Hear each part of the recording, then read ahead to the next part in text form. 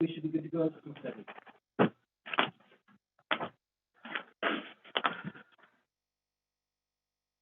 You good?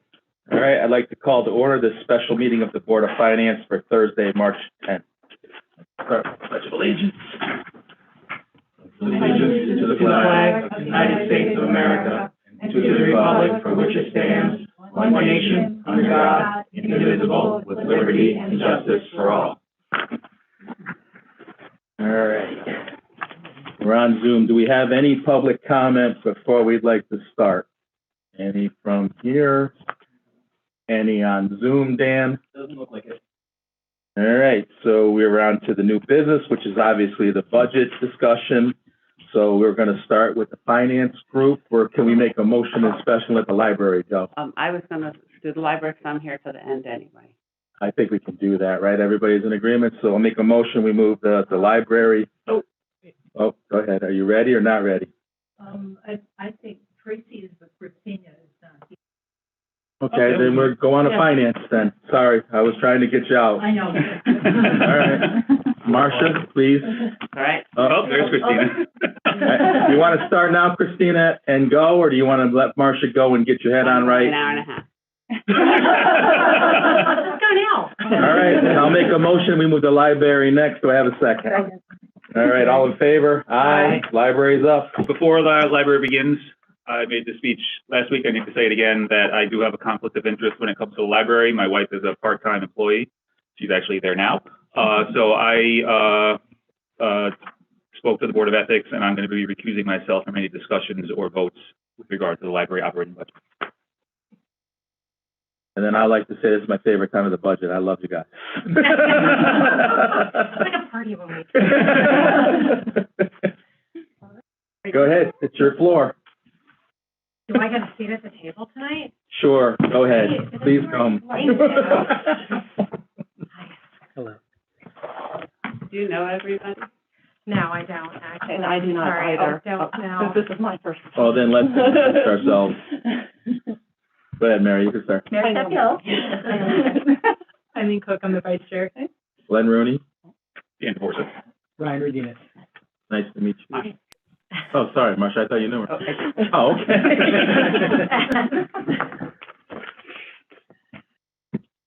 All right, it's your floor. This is my first time doing one here, so I'm not sure what you expect of me. I was coming in thinking I was going to get questions.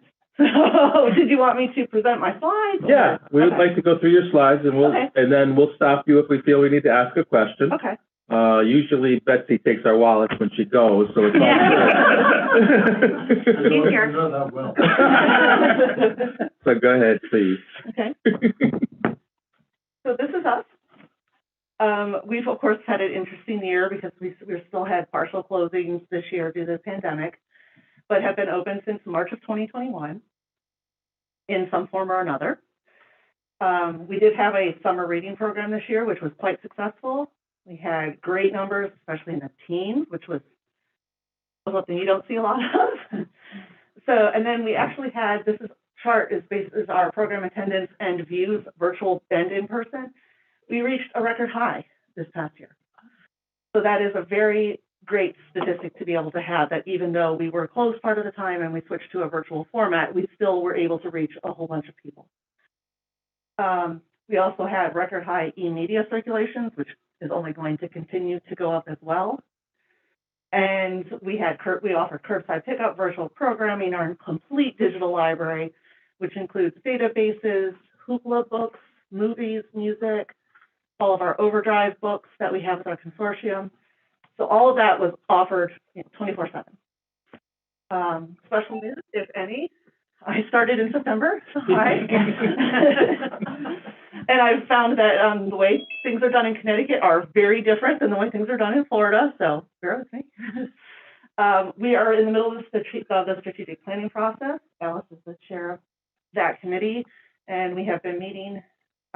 Before I came on, the community, there were focus groups of the community that were facilitated, and then I have held staff workshops, and this is all part of our strategic planning process to get a strategic plan in place, which is required of us for the construction grant for the state, as well as a good direction point for how the library is going. Next slide, whoever. So this is just the graph from before about our e-media circulation, how much and how fast it has grown. So as I had mentioned, program attendance was a record high for the fiscal year. Circulation, e-media had a record high, and we are bouncing back in print circulation as well. Library visits are continuing to recover, and this month we went mask optional. The library's full kids. Everyone's coming back in. As far as our reach, we have over 4,800 subscribers to our newsletter, which is wonderful reach. And our social media interactions increased 65%. We do have a part-time social media and program assistant on staff, and that's been a big boon for getting our information out. Now, this is one that's going to be maybe unique for everybody, which is collection size and turnover. We have over 63,000 items in a building meant for 40-some thousand items. So we're stuffed to the gills. And what is good about this, though, is that we have a higher than average turnover rate from the state median. Turnover is how many times our items are circulating per item we have. We have one of the highest, which means what we are getting, what we are purchasing is being used. That's what that statistic says. So while our collection is smaller than similar libraries in similar sized towns, our collection turnover is higher. And all these statistics are tracked through the annual Connecticut State Library Report, and all these charts come from there, and they provide a wonderful service for us. Hardships. The hardships that we have and that we have continued to have is the lack of space. And particularly in this last year, continued cost increases, particularly in supplies, subscriptions, and programming. Costs a lot more to hire somebody, and it costs a lot more to buy things. And we just got a notice the other day that Yankee Courier, who delivers books from the libraries in the system, is going to give us a fuel surcharge now because gas has gone so high. So it's just another example of a continued increase in our prices. And that's just what I found out today. I mean, they come in piecemeal, so we've had several subscriptions that are going up. E-media is a particular focus of mine. We have a very high demand, but we have very low supply. We are part of consortium. They license the books, so our patrons in Brookfield are in competition with all the other library patrons in Connecticut, unless we license them on our own. We don't have a budget to license them on our own. This year, I have carved out part of a budget from audiobooks, which are declining, and to try to do a little pilot program to increase our e-media circulation. It's going well so far. However, I want to point out that an ebook is substantially more expensive than a print book. And whereas a print book, we buy it, it's ours forever. An ebook, we license it after either a certain time period or a certain number of checkouts. That's gone. Then we got to license it all over again. And unfortunately, we have no say in how much they're going to be. It's pretty much a monopoly when it comes to buying them. However, I don't like seeing people waiting 6 months, 8 months to get a book that they want to read. And let's see, where was I at? So yes, I've been shifting the budget around for that, but it's not nearly enough. So we are unable to stay current with the demand. And I think you're done on that slide. You're done. So those are our challenges, our space and money. Isn't it everybody's challenge? Okay, next. So our goals. Our goals are, of course, to try to get more space to adequately provide services to the public. Just to provide the services we currently offer. We're always fighting for space. You know, Debbie will have a children's program. We have the art gallery. Then I need to have a staff meeting. But where are you having them all? We only have one room to have them. Plus, we try to rent that out to the community if it's not being booked for library to make some revenue.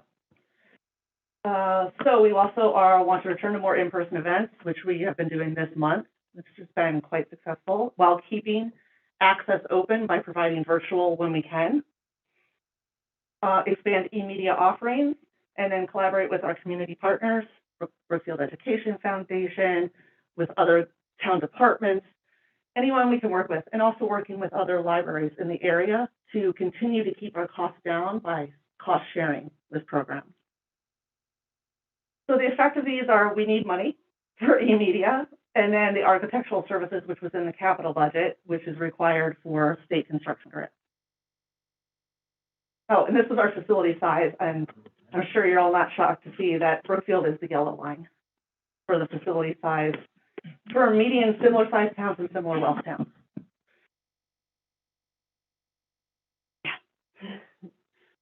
So the budget items to address were the architectural services needed for the state library construction grant, an elevator, which we have requested several times.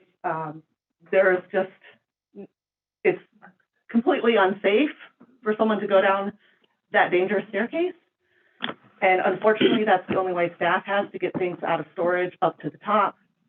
If someone comes in with a wheelchair, they cannot go easily from upstairs to downstairs. They have to go out of the building, down the driveway, down the non-accessible area, which is going to be, which is set to be fixed to make ramp access down to the downstairs. Vice versa, if someone's downstairs, they want to go upstairs, they got to reverse it. Yes. And currently, we don't have ADA bathrooms downstairs. However, that is in the budget, and that hopefully will happen this summer. So that helps. And do I have another slide, or is that it? Thinking outside the box. Changes initiatives, ADA compliance. We want to eventually be fully ADA compliant if possible. Update our communication channels. We have a great reach, which I'm very proud of, that we do reach so many people, but we do want to be able to reach even more. We want to reach people that don't come to the library all the time, so they can see what we have to offer, which is a lot. And more collaboration with community partners and efficiencies. We try to utilize local groups as much as possible, so we're not paying for a performer to travel or they have a lower cost. Partnerships with other libraries that I was talking about, we do co-host programs with local branches just to cut down that fee. And then, yep, okay, and what would it take to make these, to implement these? More space. Identifying more grant opportunities. We're working with Public Works already on ADA compliance and continued working with them. And consulting a website designer to try to make our website more attractive, more user-friendly. So that's what I have for my presentation. Thank you. Sorry if I rambled or No, it's all good. You were the first one to use the new format, so. I like it, actually. I didn't have a lot of pictures. I like this a lot. Well, see, you got it on someone totally new. I didn't know what to expect. That was your initiation. The other ones only bring one page. It's all good. All right. Any questions, Ryan? On anything? No, I'm good. Do you want me to bring it back up? Thank you. Mary? Does this budget allow you to provide the same level or maybe a little more services than this current year? This Would you be like to next year? This budget, the way the budget was presented to the Board of Selectmen and the Board of Finance and the budget that the library board approved, will allow us to maintain the services we have now. Due to cost increase, there's really not any way we could expand service. I mean, cost increases in space. Yeah. Or maintained. Keywords were the way it was. Yeah, true. I was just wondering, I know in the past we've heard about the turnover in the books for like the nonfiction section. I've got a 5th grader and a 7th grader, so we spend half of our time in the younger children's book area, and then I'm sending one over to the tween section. But I've noticed that there's a lot of out-of-date material in there, and I know that's been an initiative in past years, but I don't know if that's anything that's just in the regular operating, or if there's additional requests for money to work on that some more, or. The additional request came with that additional 10,000 request form. Okay. That was part of that. Okay. Part of that money was e-media, part of that was updating collection. Okay. And that was a next priority form. That was Okay. terminology. And then for increasing reach, and this isn't a budget thing, but more curiosity, is there like an automatic sign up through this, that once the kids get a school email account, I know that I think once they hit 5th grade, they take the securities off, like they can actually get outside email and not just school, but is there anything that you can reach the students in the schools automatically, or have that as an opt-in type of program? Because then you'll have, I mean, my kids they all have Chromebooks at school, so during their ELT, they're browsing stuff when they have a chance to or whatever, but it might be an additional reach for you, especially with the programs that you offer. And, you know, it's great to see more teen involvement in the reading programs and whatnot, so maybe that's a bigger reach for you. And that would be something we could actually look into, with parental permission, of Yeah, course. yeah. My kids get Pinterest stuff. Yeah. Where that came from. That's a great This idea. is my daughter. Thank you.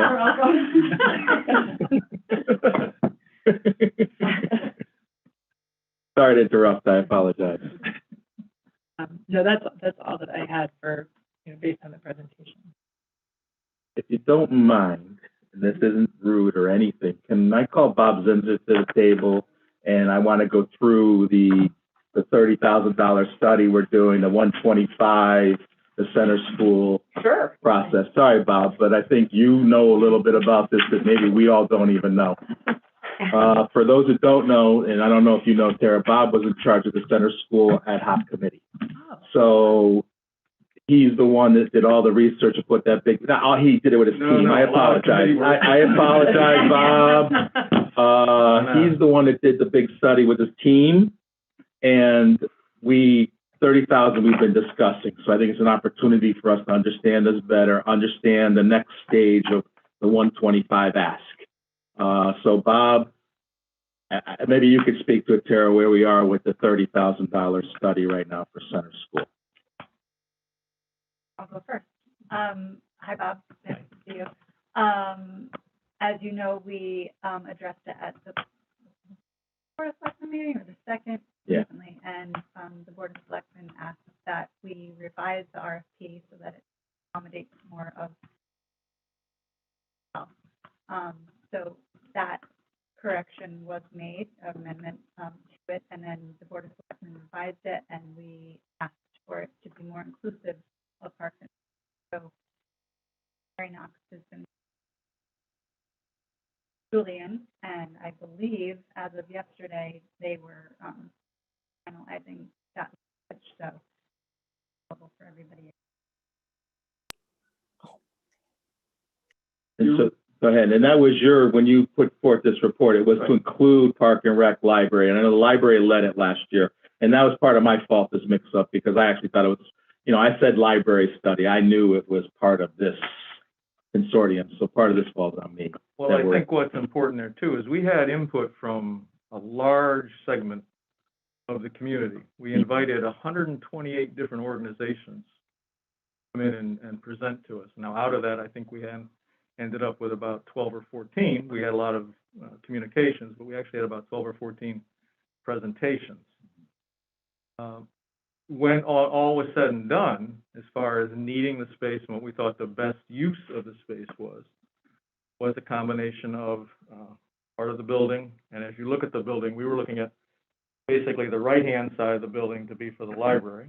That's where the children's library is too, correct? Correct. Yep. And then the left-hand side, because it already had the gymnasium and a separate wing, that would be for Parks and Rec. Now, and I'm not disputing what Mary Knox has presented to you since then, but I know when she was in and presented to us, she was basically going from zero space to what we were proposing, because they have no space of their own at the moment. And when we presented with her, basically somewhere between a quarter and a third of the building, you know, that was good as far as she was concerned. Mm-hmm. But the goal was to get the most use we could out of the building, and at the same time give each organization something, you know, maybe more than what they had now. Now, we weren't chartered with figuring out how much it was going to cost. No. Or anything like that. And we know it's going to be substantial if we end up going that way. But the thought was that we could maintain the building and provide upgrades for two different, very widely used departments in town. Okay. And that's why we put the 30,000 in last year to do the study. And that's where we're at now. And I think you're looking into doing the study So that brings it to the next thing of this 125,000 ask is, that would be the next level to this 30,000, correct? So what is the first 30,000? We're just gonna, in your minds, what was the vision of what this first 30,000 would get us and what your next ask of 125 would get us? I wasn't in on that conversation about the 30,000, so I'm not. Okay, then Christine, I'm sorry. I knew Yeah, Bob the had background, so I 30,000 apologize. Was to, your report was like our springboard, right? Okay, We put $30,000 in the budget in order to study center school and do a feasibility study. Now, we attached to the or to the RFP, we attached the center school ad hoc committee's final report to the Board of Selectmen to ensure that they had all the information. You know, it was not supposed to be, you know, it's just for the library, like we're here to take center school or anything. It was really to look at the three options. Right. And we worked with the municipal building committee on that. Mhm. And they came up with the RFP. They wrote the RFP. We didn't write the RFP. But they know what they're doing. They're, you know, No, architects this and is just engineers, getting I to think. where we are to where we're going. So Exactly. we're not in, So this then is not. the next 125 was to put a line item in the budget for an architect. So what we're going to get out of $30,000 is basically a feasibility study. We're not getting floor plans. We're not getting No. like, you know, stacks are going to go here and, you know, We're getting, can We're the getting building a be saved in any feasibility, part, or right. does it have or to do be we have to demolished? level it, What do we or, have to do? you know, can you save part of it, can you not? That's all you're getting for $30,000. Right, and that was explained to us, and Betsy explained that last year to us very Yeah. clearly. We knew that was, because you can't, but what I'm saying is, in a way, we can't go to the 125 until we understand the 30. Oh, It absolutely. makes no yeah. sense, right? Yeah. So we're all on the same page of that, and I think the first selectman was on that page too. Absolutely, I understand That, that. so I just wanted to clear it so everybody knows that she's, the first select woman right now with the Board of Finance and Support is going ahead with the $30,000 study. We're not neglecting the 125, but right now we're not ready for that from us. And I know you need that for your grant money, but we're not ready to do that if we don't have the study done. Can I just Go bring ahead. up one other thing? The first time that Betsy and Christina came, we did talk about that grant, the $1 million, I believe. And my understanding at that time was that, because I was concerned right out of the gate that the word library was associated with that $1 million. And I think it seemed to me that if any other use were associated, the grant would not be available. That's accurate? No, I No. double checked with the state library. Yeah, Tracy sent an email. So the state library, if the money is going towards the library, if it's part of a bigger project, that doesn't matter. Oh, okay. But if you say it's not a library, it's a community center, so that, there's been a lot of confusion around that $1 million grant. It's, if you plaster community center on there and it's not named a library at all and it's not meant to be a library, you can't use a $1 million grant from the state. That's where the confusion, I think, So came in if with they ever that. see this study that we're gonna do and it has something other than library, it's okay. Yeah, as long Yeah. as the Brookfield Library is Yes. part of Yeah. that overall scheme. Yeah. Great. Is this the same $1 million grant that we talked about 4 years ago for during the library? Yeah. Okay. So the next question for me, and I apologize, is timeline. Like, if we do this $30,000 study, next year, can we do the 125? Are we still in the timeline to get to the $1 million grant if we decide to go ahead? Well, grants, in June, you have to signal your intent to apply for a grant. So there's no way we're going to be signaling our intent to apply for a grant this June. I would want to try to do that next June, and that's a very long process. So I'm not sure where in the part of that we would need to have the plans ready, what month that would need to be in. Then my next question would be after and again, I just want to know a timeline, and I apologize, is if we get the grant, what's the time to shovel? What's the time we got to have money ready to follow through on that? I have that already. And get my number. Okay, so applications are due in September. So by September, we would have to have the plans to submit with our grant. After that happens, State Library Board meets in November, and then there's maximum of 3 years from State Library Board approval to submit it to the Bond Commission. And then 18 months following Bond Commission approval, deadline for initiation of construction, and 5 years after signing the grant contract, project must be complete.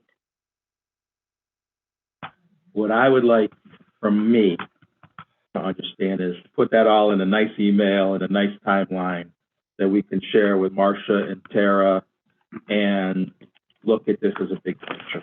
It has to fit the big picture. They have a really nice little photo of the timeline toward that. Well, that doesn't, the state grant is on there, but it doesn't give this information. Yeah. This is more detailed. If you wouldn't mind doing Yeah, that, would appreciate that. I can send the timetable that they've got for the most recent grant, which is in a No, nice. what I wanted the time scale like that we can meet now, like where we're at right now. So we're doing a $30,000 study, when we think that'll be done, when we can go to the 125 in next year's budget. I want it to fall into something that we can try to work with. Okay, When it comes out in one big thing, I can't put it into, or Okay. we can't really put it into place. So what we're looking for is, and Marcia and Tara do work at this in an overtime model. So we have to see if it fits, see if it makes sense to spend the 30 to 125, because we might not be able to do this library in 3 years. I don't have the numbers, and we need to look at the data. Yeah. That's all. So I think it's important that the realistic time frame of what you see, how this is going to play out. You know, the 30,000 is going into play now. I don't know how long it's going to take to get that, but put together a realistic, time frame, next steps, I think would help us all understand it. One thing to keep in mind is I know the timeline for moving the students out of that building has obviously moved out. But going out to, we're talking 3, 4, 5 years, what are you going to do with that building in the meantime? Can't just leave it sit there vacant. We went through the building, and some of it is almost, it's being held by spit and glue. Right. So you vacate that building, now you got to figure out, not you and not You want to know the beauty of that is that person over there. I know. That was one of the things we looked at, and when we went through the building and we did our, our study. What happens if you don't do something with the building? See, that's why I think the 30,000 is important. We have to pay to keep the heat on, obviously. Right. As a board, we haven't had those discussions quite Right. yet. I do have some ideas. I'm not ready to share them at the Mhm. time, but, Well, again, until a year from now. our committee was just provide input to you, and hopefully that's what the study did. But I also think that $30,000 survey we're going to do is, if it's not good, we're going to demolish. You think talk about demolishing it, right? I mean, it is what it is. School project too. I mean, we So, talked about- in fairness to Tara on that, is she needs to get that $30,000 study done, and then it's the next step. If it's found good, then obviously she'll bring forth a plan on how to come to do the next steps.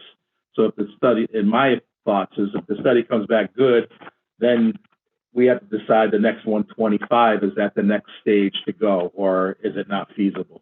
And that would come out of the selectman's office, and then we would go over it, right? I mean, well, Brian, Mary, Colleen, is that how you see it? Actually, that I can't talk about. Okay, yeah. Capital. Tara, is that how you sort of see it as well? Yeah, I do. And, a lot of things have been on my mind regarding center study and the combination of care. I've been told there's a wonderful kitchen. Told the gym would be great to hold on to. I'm not an expert in any of those fields to be the one to just say, yes, the kitchen is, retainable, let's keep it. Maybe the kitchen is not worth keeping, it's just as an example. So there's a lot to consider. You truly need somebody who has the background and the knowledge. Yeah, I This is think what the this study would provide, I to think go in the there and study- assess the building. absolutely necessary. Parts of that building, as we know, are very old, and parts of it need some work. You need somebody to take a proper look at the building. We didn't have that. We had one person who had that expertise. The rest of us did not. And part of what we also did, which Betsy just reminded me, was the Tecton study that was done for the schools. We attached that to the RFP because I think it was the Tecton study that actually stated it would be to mothball the building. It was like $50,000 a year. We're going to get that information. from the So, Board of yeah, Ed. and that's all The Board of Ed part is on that as part of their process, because transition. the transition to the school, they're saying the efficiencies gained on their side. to take away what we have to keep the school on the backside. So we're gonna get an updated number on that. So we're good on that number. So I think I'm good. Any questions you have of us? How's that? Do I? I mean, I guess my question Go ahead. for operating is you're still short $11,000 from your original budget request, and that's a significant amount. So I was just wondering, but, you know, as you've been made aware of this, like, are there things that you've started looking at or thinking about, or changes in what you expect if you had to meet something like that? I can speak to that. We have looked at that, and I've looked at it extensively. The bottom line is it means that we'd have to cut services. We'd have to cut services to patrons either through books or programming costs. That is, $11,000 is still 5% of our operating budget to lose. And our operating budget is fairly slim as it is. There are places in there, but it's not going to equal 11,000.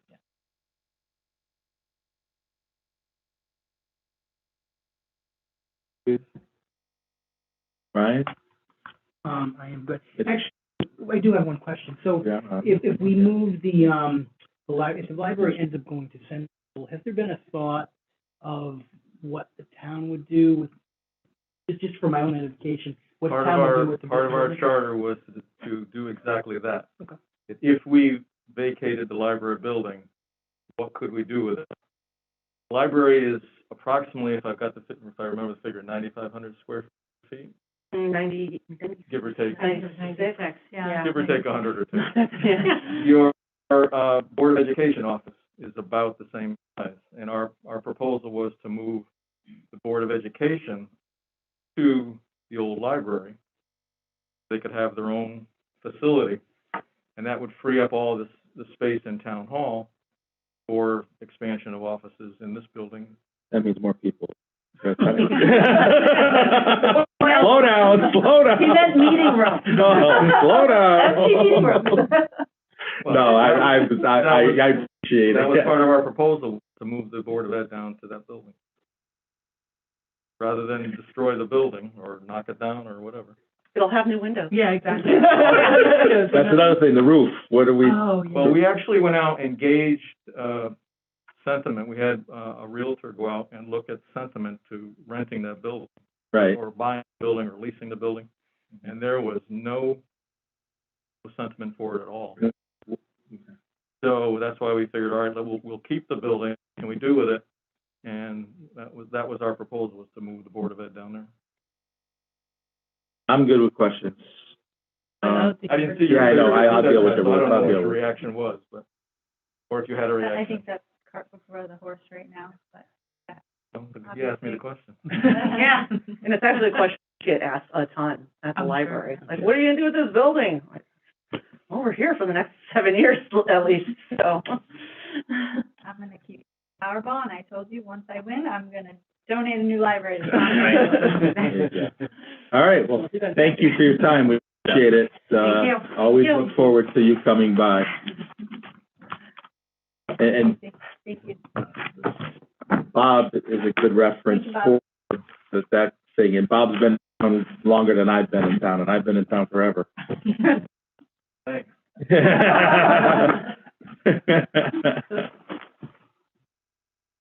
All right. Thank you, library. Thank you. Thank you. Thank you, it was good to meet all of you that I haven't Meet you as met. well. Thanks, Betsy.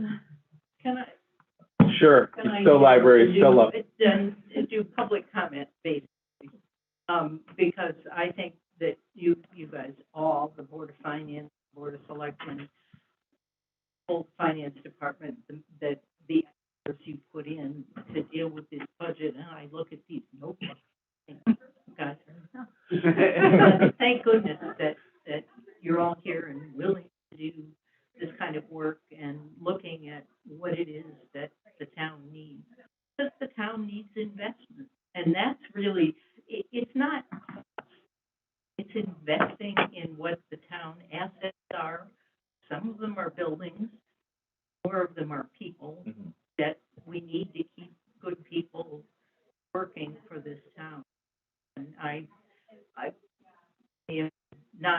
chairman of the library board anymore.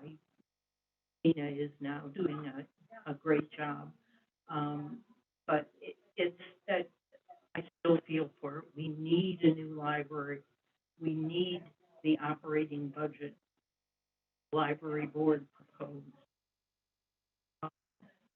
I know that we're tight, but we submitted an increase of 1.5%.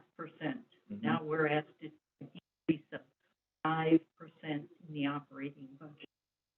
That's Understood. doesn't work. Understood and heard. Yeah. Okay? But thank you Thank for you. all of your efforts. I'm sure we will. All right.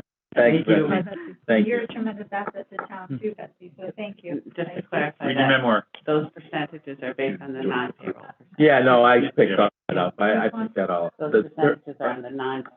Her 5% is not the total, yes, it's of the operating supplies, books, and budget. I got totally understood that. All right, finance, please. I'm sorry. Go ahead, I'm I sorry. just want to make sure you all understand where that 11,000 came from, right?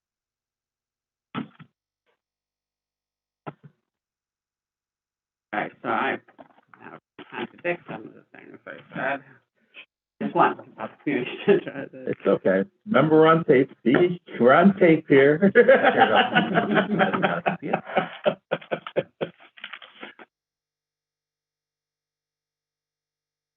You know, I don't. they're nice people and they're good at what they do. And they're Shut up. Yeah. Yeah. Yeah. And you know what? All right. Never come back. No.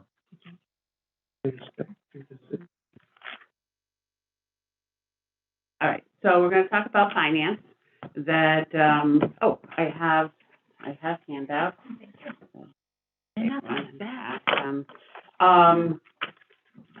So this is a new format, so I didn't know I love the format, by the way. So I didn't know exactly, too much, and I have to admit that I just did this today, so I feel like a child that hasn't quite done their homework all the way. I can see the B's and the C's on your papers. Those are the attachments? I thought those were the grades. Yeah. No. So accomplishments since last year, that we closed 2021, and by August 31st of 2021, we filed it on time with 0 comments and 0 journal entries, 0 recommended adjustments. We restructured the HR portion of Munis to best practices. It was set up years ago, and Munis has changed since then. We found out when we started to implement Kronos that ours was different than the Board of Ed, and we worked with Dan and Lisa, the HR assistant, and we developed all new coding that should make it a lot easier. For example, a police officer would have 12 different categories of payments, and then a year later, when he was or she was eligible for pension, that Lisa would delete all the 12 and add 12 new ones, and working with the Board of Ed, that theirs switches over automatically. And so we developed new coding for all of that, and changed it all around. We implemented Kronos for timekeeping. That it seems as though I started that and Dan has finished that. I started it and got out, and Dan is stuck with it. We developed and implemented a fund balance policy. We coordinated, applied for, or reported on at least a dozen new grants for COVID and for storms. And I think those have brought in several, over $1 million, I would. We did the capital asset inventory, and we have policies in place to start tracking that and to watch those, because we're responsible for assets, and the assets aren't just cash. We developed a purchasing calendar so that every 5 years we go out to bid for it, so we can start and just saying, okay, now's the time we have to go out for snow for 3 years. We have to go out for this for X number of years, so that we can just make sure that we're following the purchasing rules. And for those of you that haven't been here since for 3.5 years, that we have attached as attachment A the accomplishments in the last 3.5 years. That we have a whole new finance department than we did before that. I think the thing is we've balanced bank statements. That so we started small. That so that is accomplishments, special news items that Kevin Gervais was our senior accountant, and he's excellent. And in looking at his job description, that there was only really one accounting item, and most of it was clerk items, that he would be up to the telephone, and he would answering, and he would distribute the mail in the department, and back up to the clerks. So really only the accounting thing in there is that he would balance the bank statements. And he does so much more than that, although he did not show up at the board meetings yet, but he does so much more than that. So attachment B is the comparison of what his current job description says on the left and what I would like his job description to say on the right. It's in draft because it has to be approved by the selectmen, but Tara has allowed me to change his title to deputy controller. The way we divide the work up is he does a lot of the day-to-day work so that I can work on budgets and other things. And deputy controller, I compared that to other deputy controllers to make sure that the job descriptions were similar and I wasn't overselling them. So there's the comparison there. Any questions on that? So Kevin, I'm reading through this. He's getting a lot of interaction throughout the building with the department heads. That is his specialty. That when we went to that Capitol, he used his relationships with these people to call them into his office and say, "Hey, listen, that we can't do all of this. Tell me how we can arrange." Witnessed it. And yeah. Basically, Kevin was there, and he said, "No, we don't need." The department had agreed. Take this out. Take this out. Take this out. So it was definitely helpful in the capital committee. Yeah, and he's like the ambassador. Okay. The rest of us are. I mean, that's we've been talking for a couple of years, and you don't like but if Marcia gets hit by a bus contingency, and glad to hear that Kevin has a lot of those skills and is getting experience. Oh, so absolutely. That although I don't have it written up in policies and procedures, that we have, and you can see when I try to pull up things that we have a filing tree for all of our stuff. We have instructions on that, who it is we talk to. I mean, because, in auditing, people have to stand on their own. So that when you come in to be peer reviewed or sued, that you've got to hand over your file and someone has to know exactly how you got the numbers and things. And so we've got great documentation in that way that he would be able to take that over. Or anyone else that, So hold on a minute. I think Tara wants to say something here. Kevin also earned his master's, which is cool. Any comment? MBA last year. Okay. So he's the impetus for the key performance indicators and a lot of other things. As he went through his classes, he was saying, "Oh, we need to implement this," and we haven't been able to implement all of it, but.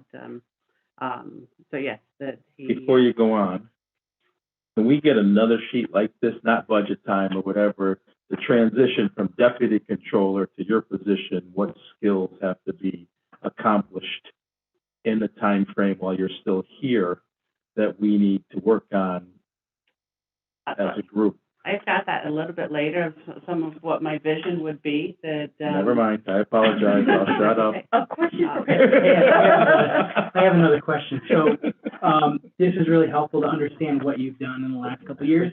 So it looks like there's a lot of policies, procedures, best practices that were brought in. I see the first point is talking about bringing cash reconciliations in-house. How much did that save?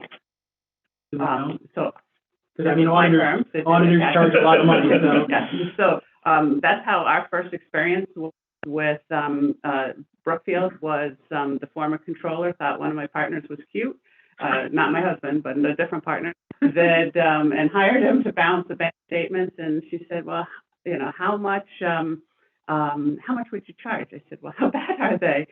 And so we decided that we would wait till the first one was done and then get a judge based on that. So we did 1 month. Kevin actually gave it to me, and I sat in my home office for hours and hours and hours to try and figure it out. The and checks were wrong, and this was wrong. I think that one cost $5,000, but the years before that it was we were spending $30,000 and $40,000 a year to auditors and other outside professionals. Especially on our bill. Especially on our audit.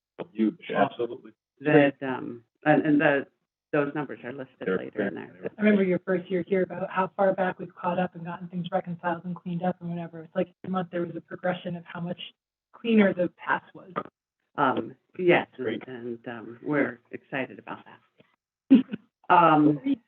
But we still have a long ways to go and a lot more things that we'd like to do. We'll go into that.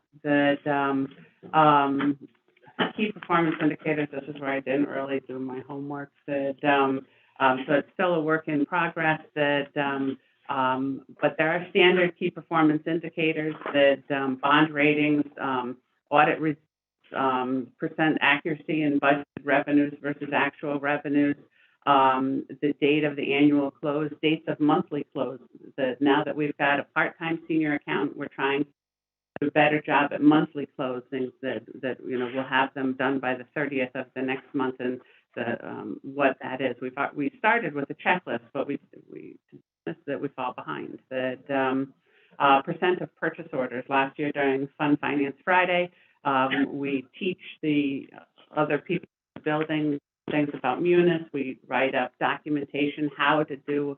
We've got notebooks now that we've shared with the Board of Ed. We write them, their name on it, but that talk about how to do a requisition, how to manage a budget. And so we roll those out on Finance Friday. We have games, we have food themed. And this year we had prizes for purchase orders because our purchase order, I was a little nervous when I first started. Our purchase orders were almost 100% compliance, and then they dropped to the bottom. And purchase orders are how we manage the budget, how we know that we're in the budget. They have to get a purchase order approved before they buy it, so that there's money in that budget. Well, we had 100% compliance almost before I started. It dropped. Well, what I didn't realize until I did the graph and I had somebody, what did I do wrong? They said, oh no, finance used to do all the orders when they got the invoices. And so that's how we were so compliant, was we were doing them all after the fact. So now we have two departments that had 100% compliance last year on purchase orders. Little trophies, you see them on their desk. And we had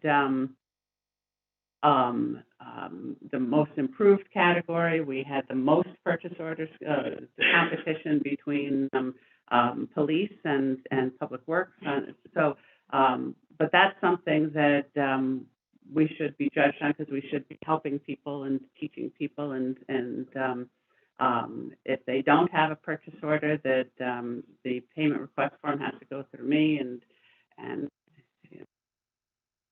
why didn't this get done?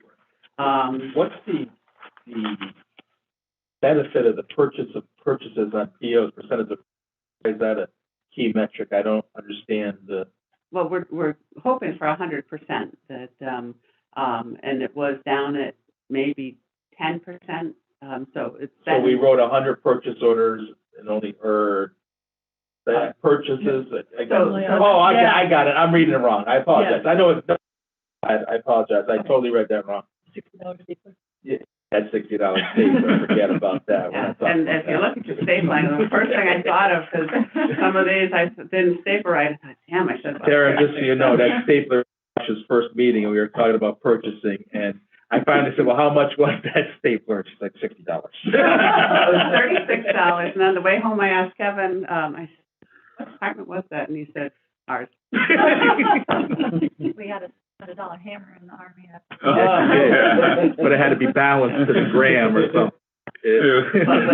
When this stapler wasn't working tonight, I thought, that $36 All right, I apologize. I read that wrong. I'm good now. So, and then, some additional purchasing, key performance indicators, but Jules did such a thorough job on it that I couldn't fit them on the slides. But attached as a report that I thought was interesting, that of what we might want to do with key performance indicators, that just talks of all the different departments, the indicators that they have. They do it every quarter and update them.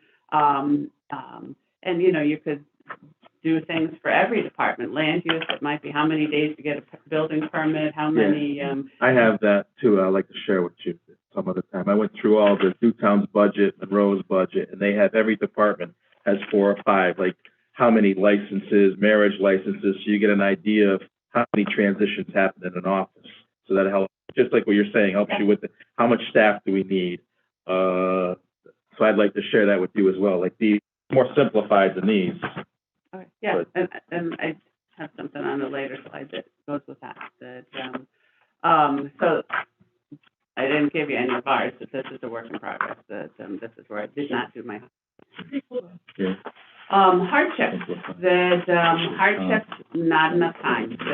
We have so much that we want to do that sometimes I have to rein them in, and we have staff meetings, and listen, guys, that we've got to get our work done before we help other departments with things that and that's not a comfortable thing to do, because we should be also helping other departments, but you know, we've got to balance that.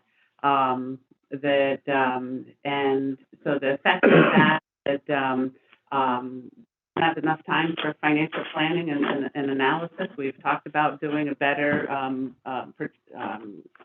projection model, complete model, but we haven't had time to do that.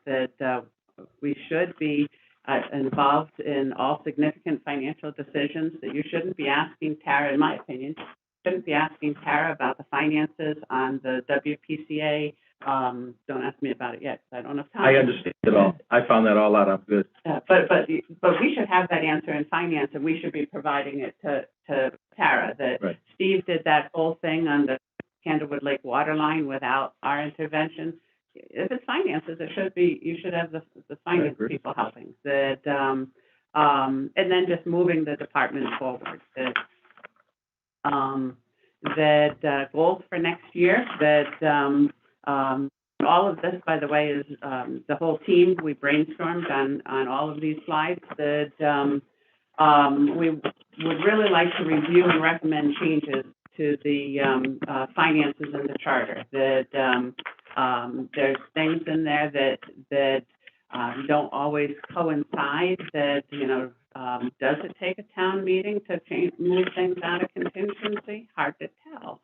That so we'd like to do some of that. Some don't specifically say we're talking about the general fund here or a different fund there. We talk about reconciling gas receipts. Okay, well, if we're going to talk, there must have been a problem with that at some time. That, but we don't talk about reconciling bank statements. That I don't think either one should be in the charter. But so that's one thing. Finalized. We have about a 30-page policies and procedures for the tax revenue. When I first was interviewed by Dan, that's one of our biggest risks. That tax revenue, that when you're looking for section of duties, you want authorization, who says it's okay that to pay, separate from record keeping, that's department, separate from custody of cash, that's the treasurer signing off on it. That so those three are separate. and that's the basic part of internal controls. Well, think of the tax collector. I was an auditor for 35 years. I've worked on 7 tax collector embezzlements that I would say easily that more than half the towns in the state have had tax embezzlements, and I mean, no disrespect to our tax collector, I don't think there's any problems, but it's our job to not trust anybody, that professional skepticism, that so you think of the tax collector, well, who authorizes transactions, sends out bills, sends out delinquents? That's a tax collector. Who collects the money and has custody of the cash? Well, that's the tax collector. And who does the record keeping? If you owe and you don't owe, that's the tax collector. That's why there's so many embezzlements. That it's a state system. It has nothing to do with us. So I did work with the assessor and the tax collector to come up with some policies and procedures and reporting issues and reporting vehicles. And I'd like to, and they're following that. I've been the one that hasn't kept up. That, but that finalizing that policy, bringing it to you would be on our goals. That complete asset inventory, and policies and procedures, get that implemented. Prepare a debt policy. I think that we really need for the rating agencies in particular. Prepare a draft mission statement and governing procedures for the capital committee. That review and update the accounting manual. That we talk about purchase orders for everything. Well, we shouldn't have purchase orders for refunds of taxes. And there's a lot of things that are just, it needs cleaning up. Track insurance certificates and munis. We're working on that now. And we've got director bonds, surety bonds, and extra bonds. Nobody's got a list of what makes that up. No subsidiary ledger to say we have 150,000 in there, and here's 150,000 of who it's owed to. So we need to start someplace and pull that up to speed and keep it current. That those would be our top goals. That next priority form, we talk about hours. That's attachment E. This is budget items. Some we're trying. I didn't think that applied to just our department. Sometime we should talk about advanced document management system, and then about revenues and things. We already talked about some of our ideas on revenues and one-time revenues. And then really thinking outside the box, we didn't think this applied to just our department, so we kind of did it all together. A strategic plan for the town. We don't have a strategic plan that, and when we look to setting up, I started working on governing documents and things for the capital committee. That and how do you decide what to do? And the biggest way to decide is, well, how does it fit in with our strategic plan? Well, we don't have a strategic plan. Now what do we do? So that would be one thing that we expand the budget documents. There's some on Teresa, some of those, John Lucas, we priced it out a few years ago. It's like $20,000. But that's one option. Expand budget document. There's Government Finance Officers Association's best practices. They've got, I personally don't really like that one, or something else. And we talked about key performance indicators, full-time equivalents, some of those things, getting it into the budget document. Initiatives that, outside the box thinking, 40-hour work week. If we had a 40-hour work week, could we get, have less people that they'd be paid more, but have less people, less benefits, less costs. Performance review, upward feedback surveys, compensation plan for internal equity. That so that you line people up so that here's all the administrative assistants and they're all treated equally, and they're not right now. That are paid equally, treated the same way, hourly, salary, whatever. The internal equity, that when the Parks and Works rec supervisor plows Tara went and talked to these people after they plowed snow for 18 hours straight. The Parks and Rec supervisor and all the guys, you know, they're getting time and a half for overtime. But we've got one guy, the Public Works supervisor, that gets nothing. He comes in on Christmas, he worked 18 hours straight. He's on a salary and gets nothing else. That's not internal equity. Sorry, we got to deal with it. Sorry. Sorry. No, it's all good. And then, but I mean, we should thank them a lot more than we do. And then external equity is the salary survey. Other thinking outside the box, where could we find efficiencies? Combining administrative offices with the town board of ed and potentially the WPCA. I only say potentially because I haven't talked to them about it, but they pay an outside accountant to do their books. We could save money. How much more would it take? They pay an outside agency to do their payroll.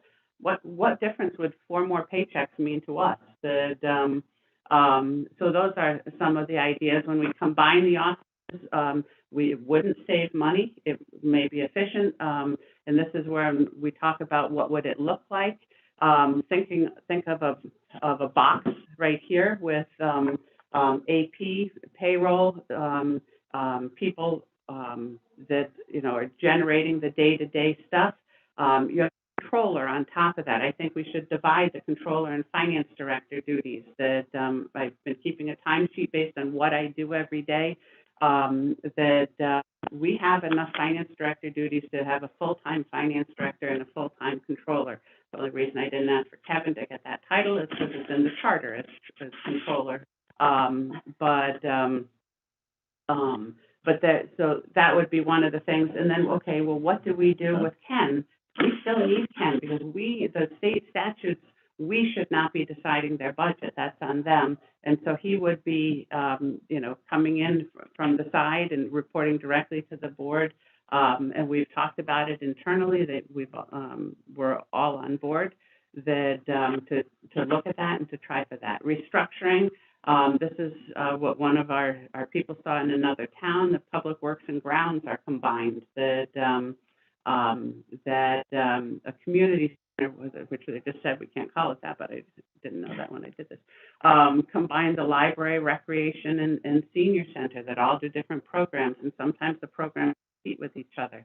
Other things, fire district, health district, other regionalization or privatization of services. We pay $105,000 a year for animal control. We don't know how many animals it is. Is it 20? Then we're really overpaid. We privatize them. And what would it take to implement these? Some open minds and a boss that get started on that. Any questions on that? Yeah, comments actually, not questions. That was part of what I was trying to show the other night is you cannot keep these smaller budgets down so far. This is the next level of where you got to go. I think part of what I was trying to get across last night too is you have a board of finance now for 4 years that work with that are here. The four of us will be here through the 4 years. We have Marcia hopefully for another few years to guide us through this. This is where you're going to get the bigger bangs for the dollar. I know that we talked about salaries, we've gone back and forth, and I know we both feel sort of the same in a weird way, but I do think your key to getting this whole thing off the ground is a strong finance department because they can help every department. I think that's your cornerstone. That's my opinion. I mean, I don't want to come up, but I think that the Kevin move for a couple of reasons. One, in case Marcia gets hit by a bus, we can move him in. Transition if that's the person that can handle the job. And the fact that if you get your finances right, it's going to open up and free up money for you to do initiatives you want to do. If you get, we can stream and do things. I think this is the cornerstone of getting the town right. It was the cornerstone of getting from where we were years ago when Marcia came on board to where we are now. We can now with the finance department's strength and helping out the town. I think that last line with new leadership and guidance from the people that have been here, finance is your cornerstone to get to the next programs. And I really understand where you were standing, and I'm not, but I think this, more hours for Kevin is, you got to consider to get it to that next level. I think that's helping out other departments understanding their finance, going to the consolidation process, or at least looking at it. I don't know what it'll yield. I think that's going to help you be more flexible in the big picture, in my opinion. You don't have to comment to that. I don't want to put you on a spot or anything. I really don't. But I think we need to consider that this is so powerful, the money and what we're going to do, and I think we're going to see more later on how to with the budget process. So Dan, I don't have much to add. I would just compare it. This is really quick, and not to embarrass Marcia too much, but when we did interview Marcia and brought her on, one of the challenges was we had to increase the salary that we were paying for that position, and it wasn't. I mean, it was for our budget. It was a meaningful increase. And 50%. What? 50%. Was it 50%? that was a big number. Yeah. Okay, I didn't remember it being that much. That was a big number. And she's worth her weight. she's worth it, and not only is she worth her weight in gold, from a qualitative standpoint, she's saved us that money, not only on individual projects, but really on an annual basis with a lot of improvements in this and that. So investments, we talk about capital investments, investments in people and departments are equally valuable. So I just kind of compare it to that investments that you can make, which will pay themselves back in tangible and intangible, which just things to consider. I think Kevin is a good example. But I do too. And it is more hours that we'd be getting out of this position. And we need more hours there. I do believe that. I think there's so many tools that we can utilize and so many more tools we can get to. Think about how easy your decisions would be. Not easy. I take that word back. If you had that strategic plan in place and you could lay it right into the thing and say, there's no way we can do this because I got this library coming. There's no way I can do this. Or I can see this. I can see it fits. We can maybe do this. So, again, opinion, Ryan? Well, first I'd like to say thank you to Marcia because, I mean, I haven't been on the board long. I'm very impressed. I mean, the audit, the fact that there's no issues on the audit, it just speaks to There may be some times where it's not perfect. Yeah. But no, I understood. But I mean, from what I hear from the past, the team's done a great job. So I think that's great. I can tell, I mean, I see that you do, and wonder how you guys do it all. So I understand. To kind of reiterate Glenn and Dan's point, I think I would rather have someone work, the increased hours and have an act so either part-time or someone new that would add salary. So, but I do understand your point, Tara, because we can't make one-off for people. But this isn't necessarily a one-off because they are working more hours, right? It's not like a one-off raise. They are working more hours. The department, there's a need in the department, so there's more hours. So I can understand both points, but I think this one's a little different because there is a need, right? There's a department need. So that's pretty much all I have. And it's great to see all the policies and procedures coming together. It's really important because, as we say, Marcia gets hit by a bus, Kevin's on that bus. We need to have. Wow. You made my morbid double morbid. We need to have. Tara's already writing them a resignation letter. Well, we now. I see you're morbid, and I raised well, you. the town doesn't need to fall because we had these policies and procedures in place, and the organization has these. So it's great that we're building them, and be great to see them in the future. Yeah, and when I talk about strategic plan, I'm not talking about financial plan. I'm talking about a bigger picture. Yeah. Not a strategic. I hate doing strategic plans, all those post-it notes on the wall and stuff that. But someone else doing a strategic plan for all of us. Mary? We've needed that for a while. Any comments? Thank you for all that you do in the department. Yeah, it's just very exciting to that, from all the things you've cleaned up over several years, we're kind of at a point now where we can move forward and work together and find more efficiencies. My opinion, totally. Yeah.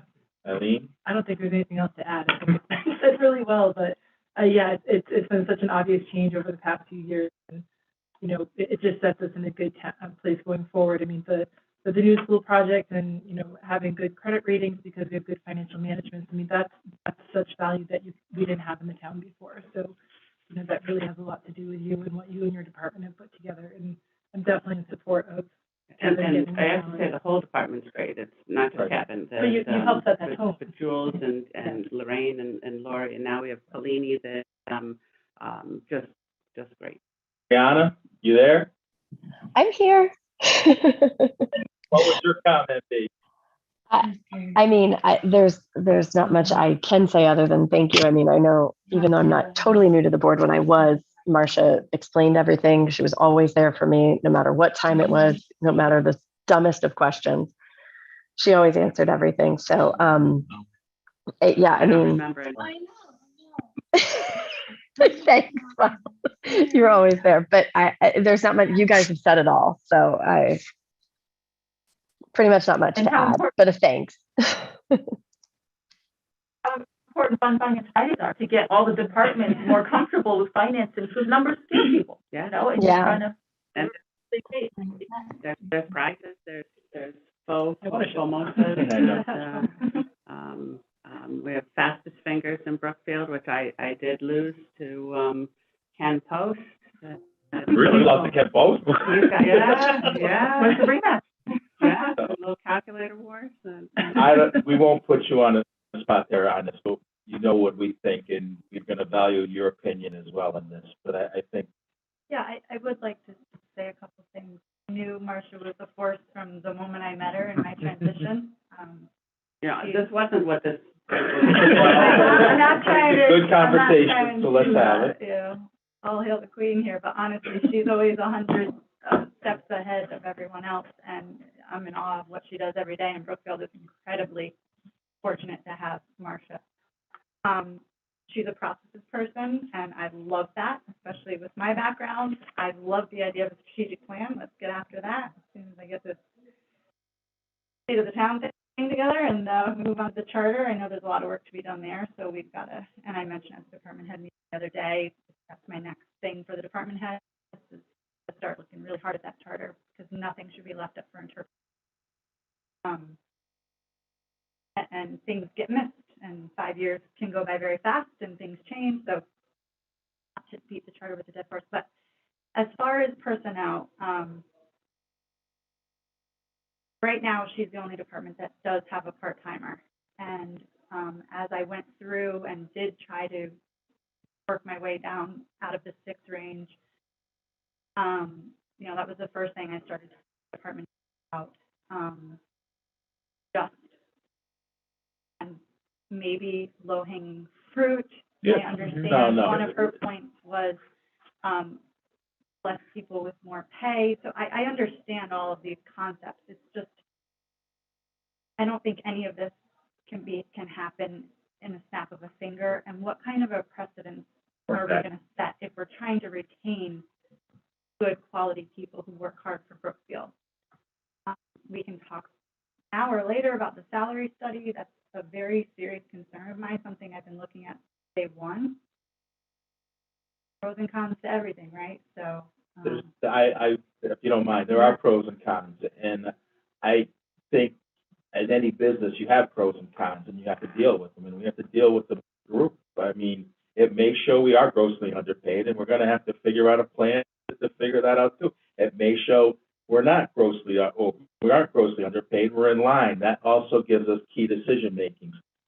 I totally am respecting your thought process on this. I just think the finance is this cornerstone to get us to that level. I really do, in my heart, believe that this hour increase will allow us to do some things that it's just, I'm torn too. So I you know my personality. I just feel, and this is, I know exactly where you're at, Preston. I struggle with it, but in my heart, I really feel that this is a key movement to get us to that next level. And I think Mary said it the best way is we've come so far to get where we are, and we're in good shape. We have enough opportunity now to really get to great shape. And I think this is the cornerstone. I really believe that. And I firmly can sit on the other chair, sit next to you and say, the president said, I'm one of those people as well. I think this would be the start of getting there. And that's just me, and I'm sorry. And with respect to the other stuff, it was brainstorming. It wasn't, oh, we should do this Yeah, next no, year. That was, the slide said that we should get the department together, do some brainstorming, and that's where those things came up. On this, I'd like you to think about it. And when we do Wednesday, come back and when we have our final deliberations. Right? I mean, is that fair to everybody? Yeah, Marcia, is there a way to kind of give us what the deliverables would be for those extra hours, just to kind of say, this is where we are, but if I can get Kevin to these extra hours, here's what I can do, here's what we can do in the department. I think that would be helpful and valuable. And again, it could be just bullet, but it'd be better to understand, you know, what we can do with this extra than saying, hey, just having somebody. And remember, there were two plans for extra hours, to move our part-time to full-time, and Kevin was. So, yeah, I think it would be helpful to get both, like, if this Yeah. happened, or if the part-time to full-time went, you know. Yeah. Sarah, you want to say something or no? I'm good. All right, I thought you wanted to say something, so think about it. I mean, I'll be honest with you, in my opinion, ultimately it's going to lie on your decision. I don't want to make a decision for you or have us make a decision. We put our input in, but ultimately you sit in that chair to make that decision. We would support the hours, I believe, from the consensus from here, but ultimately, I think that, and I'm not trying to put it off on you, I just think that's, you need to be comfortable with it. I have two other quick thoughts on it. One is, you know, with Kevin, it's in the budget process. I think some of the other ones that we've heard throughout past years was just kind of thrown in as a budget transfer in the middle of the year, and that's a different way of approaching it. As far as a salary survey study, I can say personally that because my company has done it over time, that I've been the recipient of pay raises because it was seen that I was inequitably being paid, and you know, the equality across pay, I think, is big. It's a big social issue that I think it'd be great if our town is on the forefront of that. So if that does bring to light differences, you know, We have to be really, really cautious with that. And that would entail opening up some folders and files, and there are people who are potentially grossly underpaid for what they're doing. So it's really And that salary study was just the non-union when we priced it out. It was just non-union. Also, whole union thing. It could be a big can of worms, agreed. I see value, but I don't see all the sides of the issue either. And there are people here who work extremely hard for the town today, and go to any other municipality that pays more. And so, Think about it. Yeah. That's all we can ask. I think about it every day. I know. You have our support, though, for this position, for the extra hours. You would have our support. All right. That it? Finance. That's it. We moved to IT. Thank you. You want to drive or should I? Oh, you go right ahead.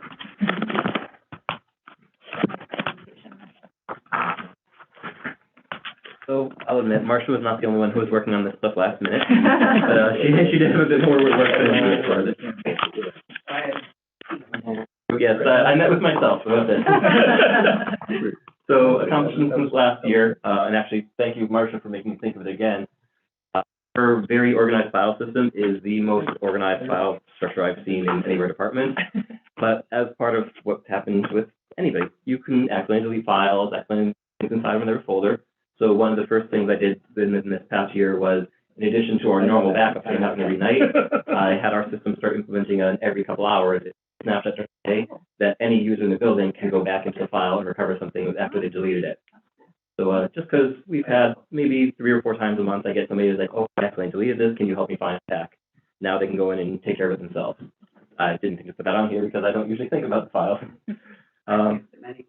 Yeah. But as Marcia mentioned, the UKG, our timekeeping system, It did start as a joint thing where the finance department's on both sides met, the IT department's on both sides met.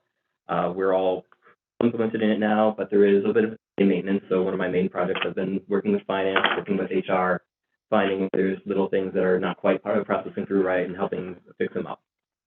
We've actually gotten to the point where our payroll person this week, where the previous week there may have been 5 or 6 different people, 5 or 6 different issues, we've gotten it down to just 1 or 2 little odd cases that come up occasionally. Beyond that, it hasn't quite affected you guys yet, but our multi-factor authentication, it is one of the projects that was a requirement for us, our cybersecurity insurance quote. On the town side, anybody that logs in remotely, even my laptop over the counter here, if I leave it alone too long, it'll lock itself out. Even if somebody has my password, they can't get in, they would have to have my phone itself log in, show them a notification to go through. You do my job too. Yeah. So it's, I mean, a lot of you are probably used to it. At this point, it's just a few key people that are coming in remotely. But my plan is, with the budgeting that we've had on it, of going through and getting it to 90% of our people. There will still be a few commission members where, you know, they check their email once a week, once a month. They will forget their phone or anything. So I know I can't get 100% buy-in on it. But this year I've started with major stuff. Going to next year, it'll be getting 90% mark. Beyond that, my major accomplishment for this year has been multitasking. Coming out of COVID in 2020, we bought, 30 laptops, spread them across the buildings. Going farther in towards the end of the year, all of a sudden we're planning vaccine clinics. The health department obviously is the one primarily running it, but it's all that we were sending out to actually bring in, have nurses sit down at. So throughout the year, I had a decent amount of tech support time with them, getting people logged in, setting up the voicemail and email account. I know Tara's actually mentioned in recently a couple of our meetings, we still have the 775-7314 where people can call in to leave a message to schedule an appointment. That's all stuff where we didn't really have anything set up originally, so we went through and set up the new information for them. Code Red, the notification system, that was something where Steve had reached out at the beginning of 2020. We said there was daily emails for a little while, weekly emails from a bit past that. At this point now, it's slowing down enough so that we're sunsetting it, but it was a large to put time into every weekend. Especially as I came on board. Well, no, it's been across the board. I mean, it's usually been something where you see whoever else was getting the message ready, and then I would spend a little bit of time to work on it to get it onto the town website or onto the Facebook page. So it's just been a little bit of probably a week of just getting ready to process stuff. Beyond that, there's the day-to-day stuff. In the building itself, we've got about 60 employees between here, the Parks and Rec office. Each of them has a workstation. Many of them have a laptop as well to work with. So in total, I've got about 60 employees in the building that I would touch on a day-to-day basis for their equipment, 130 workstations and servers total across the building. Beyond that, we include a group like yourself. I have your email accounts, but I don't typically have to do anything with the computers themselves. So my day-to-day is about 160 accounts per email, plus a few shared mailboxes, groups accounts, and things like that. And everybody's got their own custom software. Every department has something specific to them, whether it's Munis for the finance department, COP systems for the records in the town clerk's office, Vision or QDS for the assessors and tax collector's office. A lot of these companies, they do have their own tech support, but there's a delay to it. You put in a ticket, you call, you hear back from them later on. So for all the departments, I am the main point of contact for problems to see what we can handle first. Get the 1 hour less resolution time from somebody in the building rather than waiting for a response back. And key performance indicators. This one is brand new to me as well. So I went and Googled it, looked around to see what I could find for information. Of the main ones I was seeing, there were some performance indicators that I was seeing not quite as a department indicator, but more a industry-wide kind of thing. There were ones about network uptime or number of backups successfully completed. I didn't quite see them as a metric on myself as a department as much as on the vendors and the systems we rely on. So the ones I focused on here, the percentage of help desk tickets handled within 24 hours, the average time to complete a ticket, and the customer satisfaction rate. Just word of mouth, I know you can go to any department and say, yes, we're very happy, these things get resolved relatively quickly. Unfortunately, I don't have a system in place to give exact numbers on it. A few years ago, we did invest in a help desk ticket system. There was a bit of a lack of buy-in. I'm in a building here, people can walk up to me, they can call me. A lot of times they would rather have that person-to-person contact rather than go through the ticket system, for the same reason that I help the people rather than having them go out to the outside vendors for it. So we, unfortunately, it's too approachable is the idea. So yeah, after the first year of using the system, we realized what we're paying for it is not really getting used, so we cut it from the budget as a savings. Hardships, obviously, everybody's been saying it time, so I didn't even bother including it in the slide. There's never enough time, there's never enough for me to go around. But obviously, beyond that, the dual licenses, our Microsoft licenses for security, they were an unexpected thing. I know you've heard it from Tara, you've heard it from Marcia. The cybersecurity insurance used to be free. It used to be granted from the group. At this point, it was, no, we can't give it to you for free anymore. Try to get a quote. As we reached out for quotes, it was, no, we can't even give you a quote until you meet this threshold. So it was an unexpected expense this year. And as everybody's been seeing supply and just in general with the gas prices, costs are going up for a lot of things. So even for, say, our email accounts or our internet service, we're seeing slow increases on them. Some of them are contracted, some of them are, hey, this company's been bought out by another company, now your contract with us is no longer valid. So the biggest effect of it obviously is budgeting. Most of them are unexpected or unavoidable, so it's just a matter of the increasing operating costs. Beyond that, for my operating costs, I know you've been seeing the percentages on it. Some things have been rolled in from our other departments too. We went to being cloud hosted. Some of the assistants downstairs in the assessor and tax collector's office. It pulled a little bit of strain off of having the physical server in the building for it, but that went in place to a maintenance contract with the company. And unfortunately, sometimes that maintenance is a little bit more because they offer us a few more features. Where I had our backups in place here, they have a bit more in-depth backups. They have direct access to the database, so if something happens, they can fix it, where I would have had to reach out to them anyway. But other than that, my goals for next year, as I mentioned, Duo, I want to get that up to like 90% point, so I'll be continuing to roll that out to more computers, more devices in the building.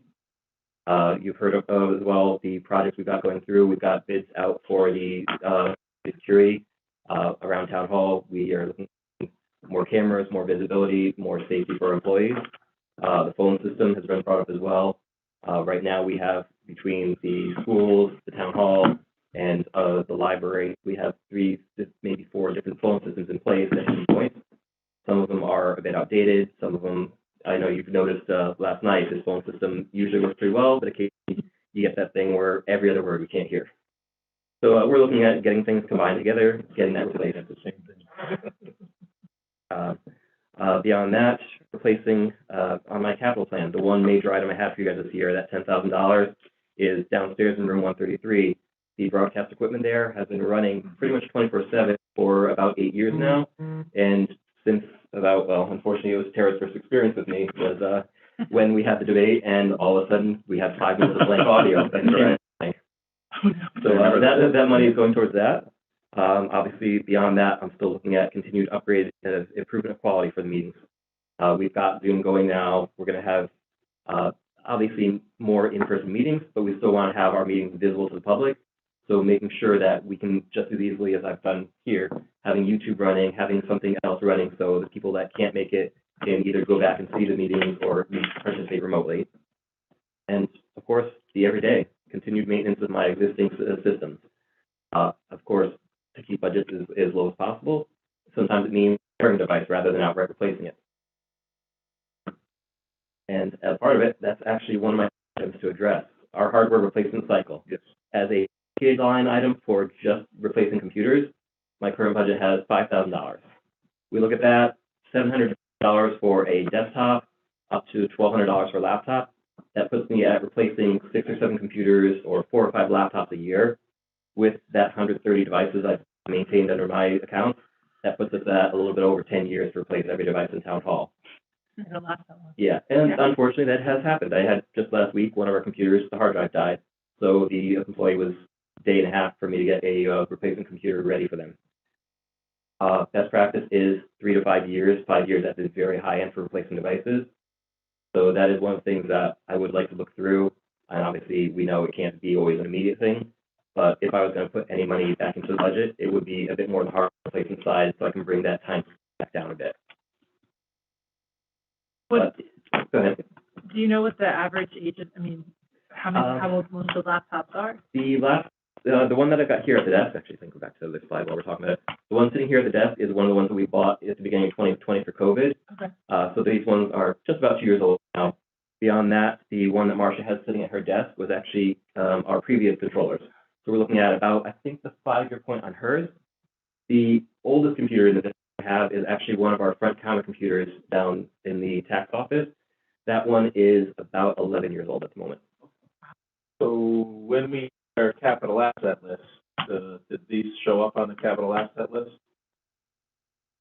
Yes, I believe that he got a listing from all the, So can we see the years of all these computers and see where they stand and look at, and before we close out this budget, or some of a replacement schedule if we do have these out there? I mean, if you have the dates and there's 50 units that are 10 years old, I mean, yeah, there's a few of them I have to go in person to double check serial numbers and warranty dates. But the system that I use for putting out our patches and updates to the computers does have a basic feature that'll tell me when it can find the warranty date. That's actually how I knew about the one in the tax office being 11 years old. So I can actually run through a list, see what I've got just at a glance to see warranty expiration dates. That typically gives, the warranty is typically 1.5 to 3 years. So it gives us at least a window of how old each device that I've got on the maintenance system is. you can get that, we gotta look at it anyway and see, like, it comes out of the planning, like we've been talking about, is we gotta have a replacement plan of, if you're gonna have 50 drop off in the next year, we gotta address it now during the budget process, and instead of addressing it out of a contingency. And actually, that's leading to my last part, the thinking outside the box. It's something I'm already trying to do every day with these devices. Obviously, I know the one that we had die last week, it's the hard drive died. The computer is still in salvageable shape. So where possible, I've been replacing a failed drive with a new SSD. So rather than paying another $800 for a new computer, I pay $80, $90 for a replacement drive, and then the day or so of my time to get it back up into running order. Obviously, it's not going to carry these things over forever, but it does help extend the usable lifespan for them. Beyond that, obviously, there are going to be some cases where there's a failure. We do have the laptops that we bought 2 years ago. They are maybe not on the same level as what the desktop was, but they're at least a usable option. So when there has been complete failure, I'll get a $150 docking station, put those laptops at their desk, use the docking station so they can still have multiple monitors, keyboard, mouse, everything as usual as it was at their desk before. Beyond that, we have had 1 or 2 extreme cases where a larger system, at the moment, one of my systems is actually running on our previous generation telephone system server. So we repurpose as much as possible. Beyond that, looking at cost-efficient solutions. For this room that we're sitting in now, obviously we had a broadcast equipment from one of our vendors where it was just, you go to their website, you click the record button, and that's it. But there was a cost associated to it. So when we upgraded some other systems, I put together one of our desktops with a couple off-the-shelf components, and we've got YouTube right now for us. It may not be the most full-featured, but it's effective enough for us to work with. And I know one of my upcoming projects that I've been talking about with Tara is digital signage, something where you go into the lobby, rather than just that little metal board and a whole bunch of papers stuck up to it, having an actual digital sign, scroll through online stuff, rather than having our HR person print out a list every day and bring it down to show what meetings are what rooms, having an update live from the website.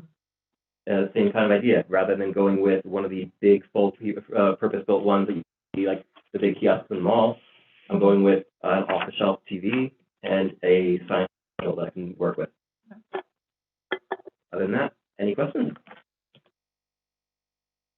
I think the bump in the software line item, that's cyber.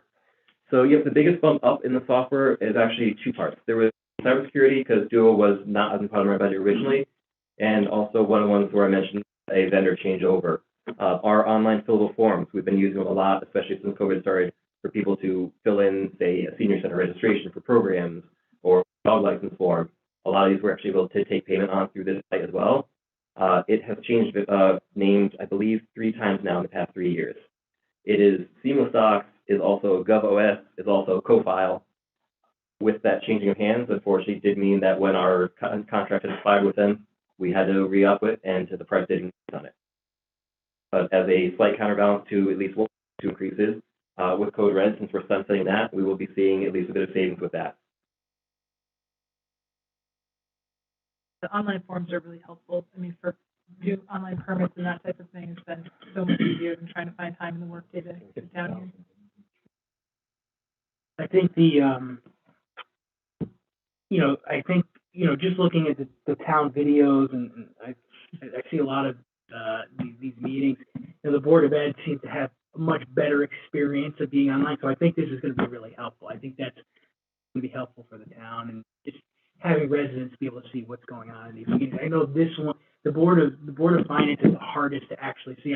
I think the Board of Selectmen meeting, you can see it more and see what's going on. And part of it is our rooms were designed really right, for it. exactly. I hear you about, so camera at the end of the door, so obviously this whole time I've been facing you guys, I've been completely ignoring Brianna and our audience. Yeah, but I think that's great. It's going to be a great ad for the town. I think that's great.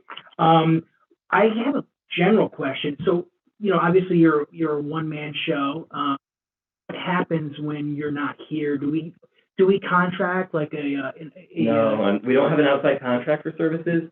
The biggest help I have is the fact that the relationship between myself and the Board of Ed Tech department is good. When I'm out, Eric is the tech director for the schools. He's literally right down the hall right now. Obviously, there's going to be some stuff where he doesn't know our system or have access to the system. So a lot of times I will still be on my phone or on my laptop from Florida, wherever else I might be. But for a lot of the day-to-day stuff, especially with the systems like Munis that we share, he is able to help cover. And then in return, I do the same thing for his people in the office here when he's out. That's great. It kind of goes to Marcia's point of maybe having some continuities in the town. You have two guys that might be able to train off each other, but that's another. That's possible. There's always borderlines, right. Like obviously between student information and stuff. There's always going to be some hard lines that we can't cross over. Yeah. But yeah, we do try to communicate as much as possible and work together. And then actually, it's two more. So do we work with the Board of Ed on efficiency? Say like Duo, right? If we're doing Duo for the town, I'm assuming that Board of Ed probably has a similar. They actually went out to the same vendor that's to look at pricing. There are some things again where because of how education is for discounts, we can't always hop on all of their discounts.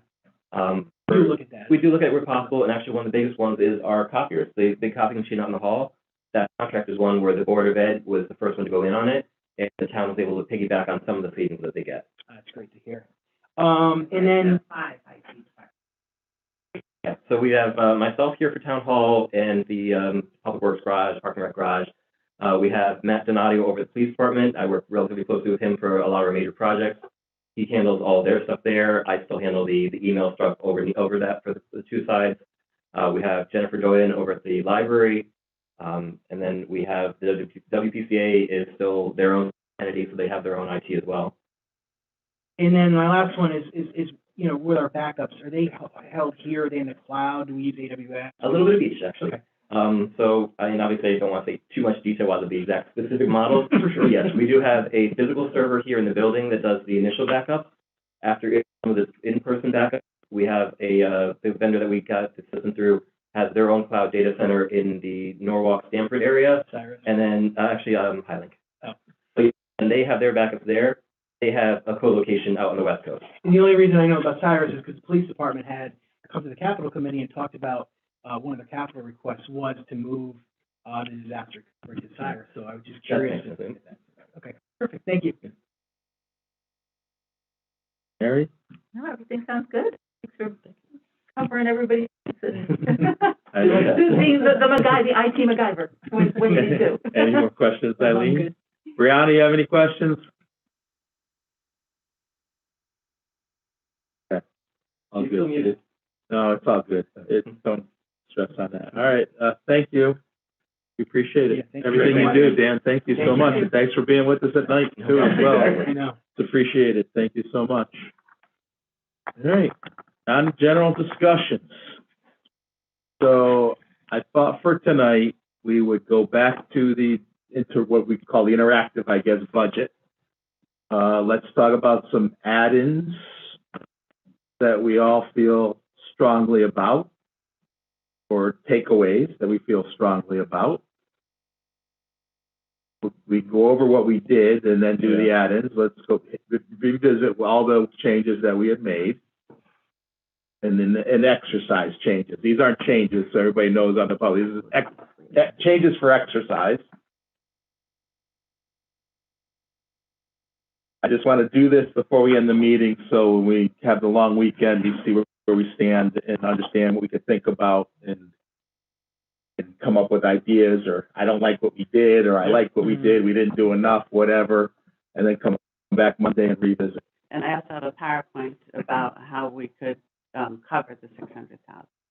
You're gonna drive. I know where we're at. We're gonna put this in, and then your convertible's taken off. We're getting rid of that blue car. So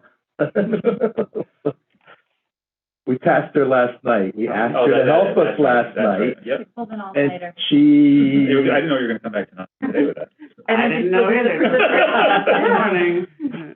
So I think right now, where were we with the percentage wise? 4.11. Okay, and we choked on that number a little bit, but 4.11. I looked at that like it's a big number, but it's really not that big. So no, it isn't with numbers when we can move them around. That's what I'm trying to say. Numbers are going to move that. So what did we change?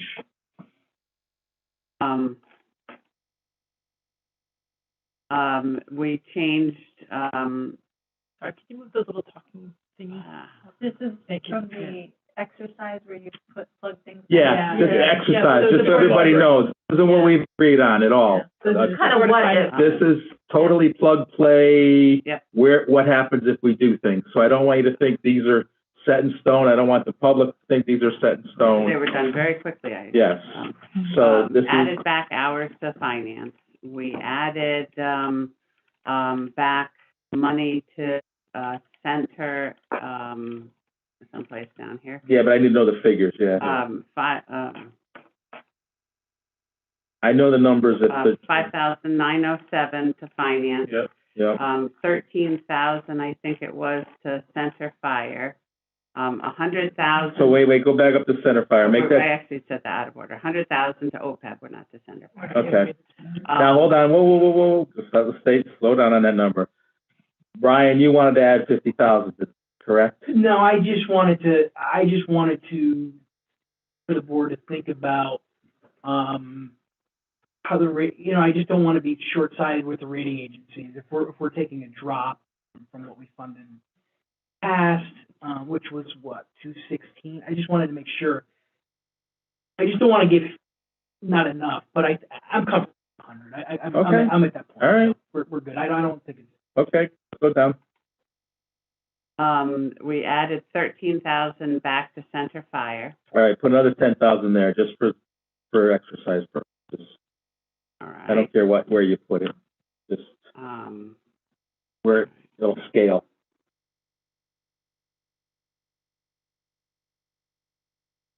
All right. Okay. Candlewood Fire, $500.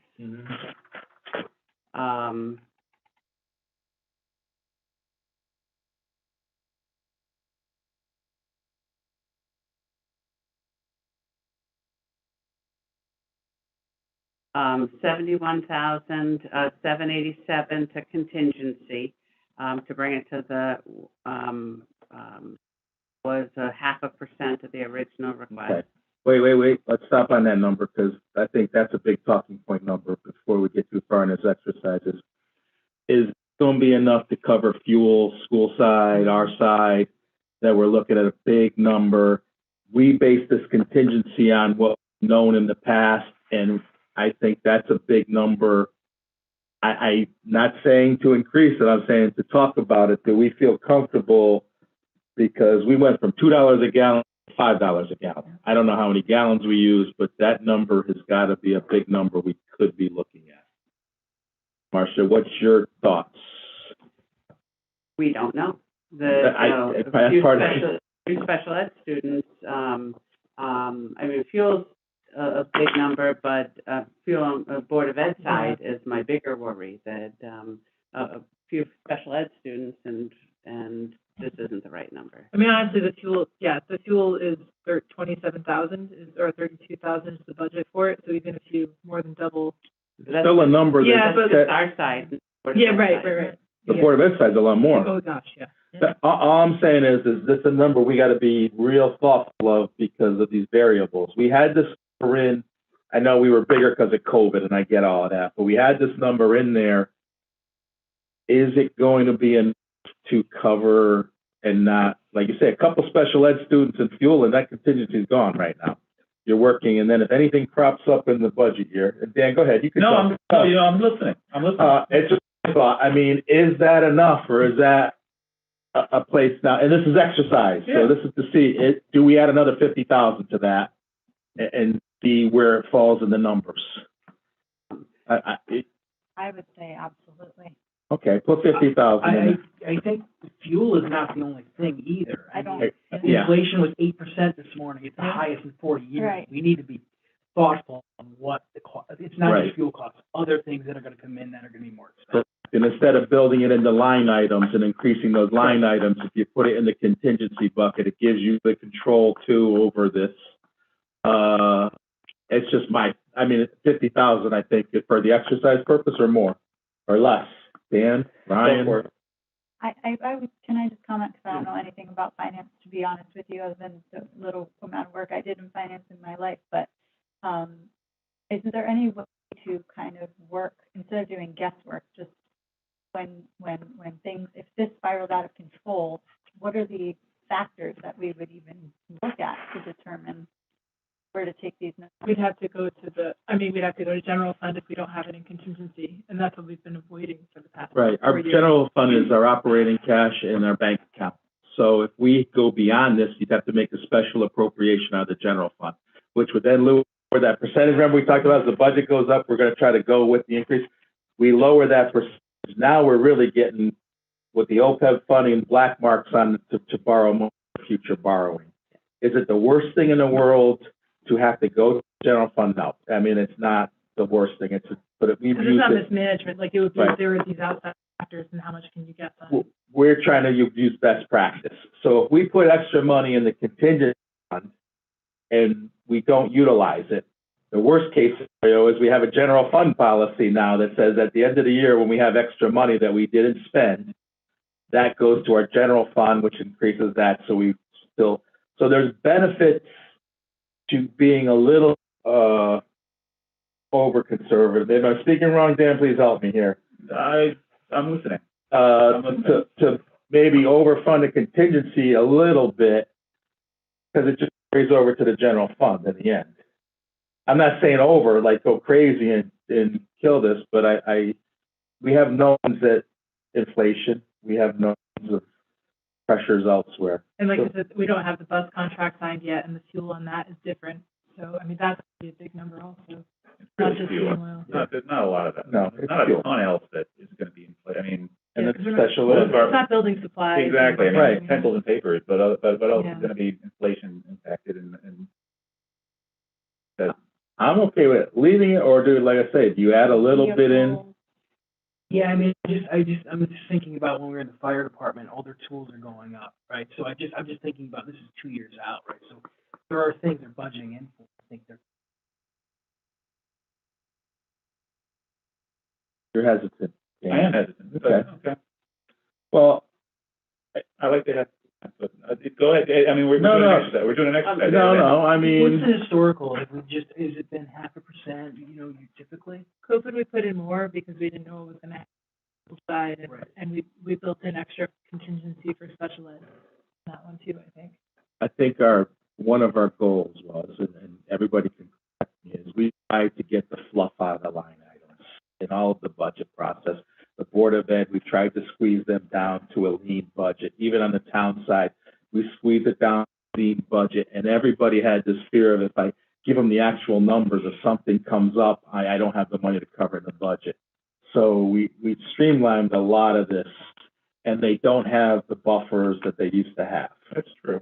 And I'm not saying I'm an advocate, I just say I don't know the number right now because this is a thing, but I was going to put it in for the exercise. For the exercise, I'm fine. Okay. One of the issues people look, it's a blank check. Which is a right. valid point, right? Yeah. I mean, however, the contingency isn't a blank check. That's what, it comes to us, I know, but. So just so people do know, and the process, and I don't know if you know the process for contingency fund there is anything that comes out of there, you have to approve it as a Board of Selectmen, and then the Board of Finance has to approve it. So it's really, people do look at it, like Dan says, a blank check, but it's not truly a blank check. It has to go through checks and balances.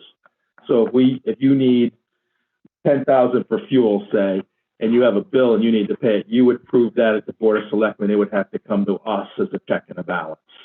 I would be more comfortable rather than, Raising revenue. no, well, we're getting to that, we're getting to that. I know We're we're getting to that. But we have contingency COVID costs. If we had contingency fuel costs and kept contingency separate, We can do that, right?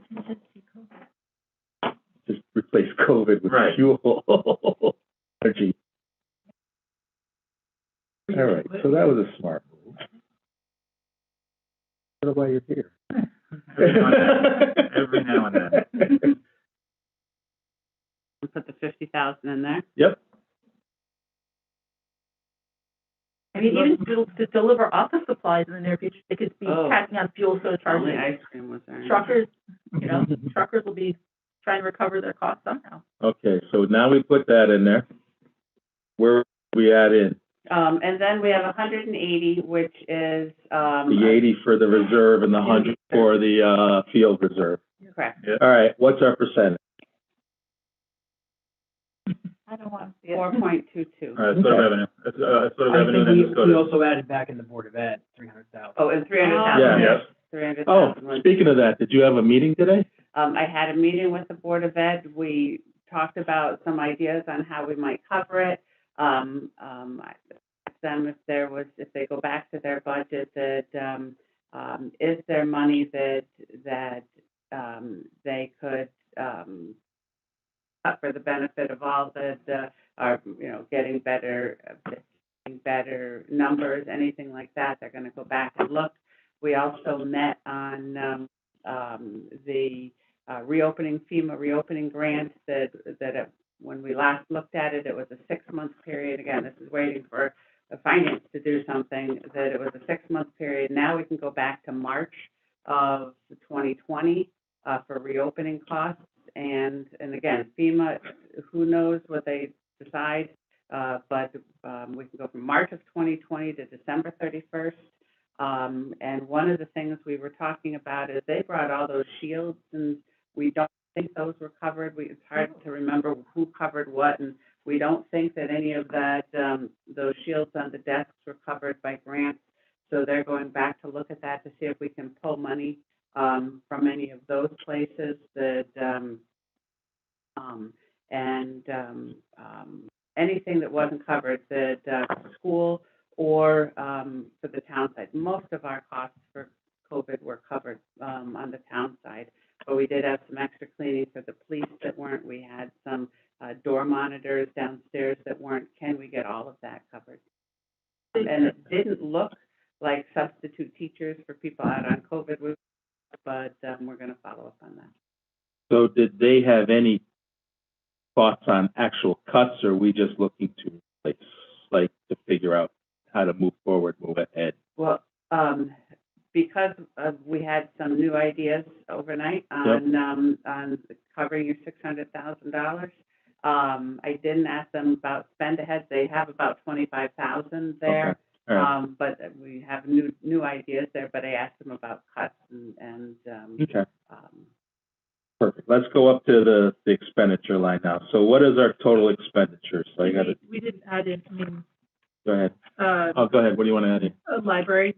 Go ahead. Put it in if you want to put it just for the exercise. They can't 11,000. No. And we're helping the schools out with their. I mean, the exercise, we're going to roll it through here. What do we do? Library, 11,000. 11,000. Also, that gives you about 500, but. That's an extra dollar, Marcia. I don't know where that is coming from. Look at that. There's no dollars. There's no pennies in there. Oh, my goodness. Oh, because it was a half of, I'm just kidding, no, I care about the dollar. Yeah, that would drive her nuts. She won't sleep on that. No, I'll sleep tonight. Go ahead, what else? I apologize. No, I had contingency, the library, and then I think the salary survey, I hadn't thought, I'm not used to union stuff, so I hadn't considered that, and I think I need to defer that think decision. That's a little more complicated. you Yeah, changed our minds, I think. yeah. I think it's something we'd want to consider maybe and figure I out would a way like to have more conversation about it to Yeah. kind of better understand what your thoughts are. You may have changed our minds. I think I'd like to see the benefits of doing one a bit more and as a proposal more than. Did we have it in or is it out right now? I think it was taken out. Okay, I would say take it out. If we had put it back in, I'm in for taking it out. We didn't put it back in. Okay, then, I think the only other thing Mary really wanted to hazard day Hazardous is. waste day. Oh, yeah. Do you remember if that was 5 or 8,000? Or is it Eight. Now, again, this is exercise only, so anybody watching, this is not anything to do with.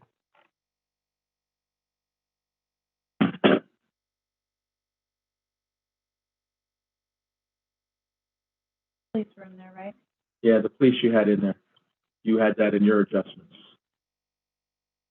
14,000, I think, Tara, or 13,000 was in there. 14. All right. What is before we go to revenues, what is the total expenditure line? It is 78,235,412, 750,311 higher than it was on the selectmen's budget. How much? 750,000 what? 311.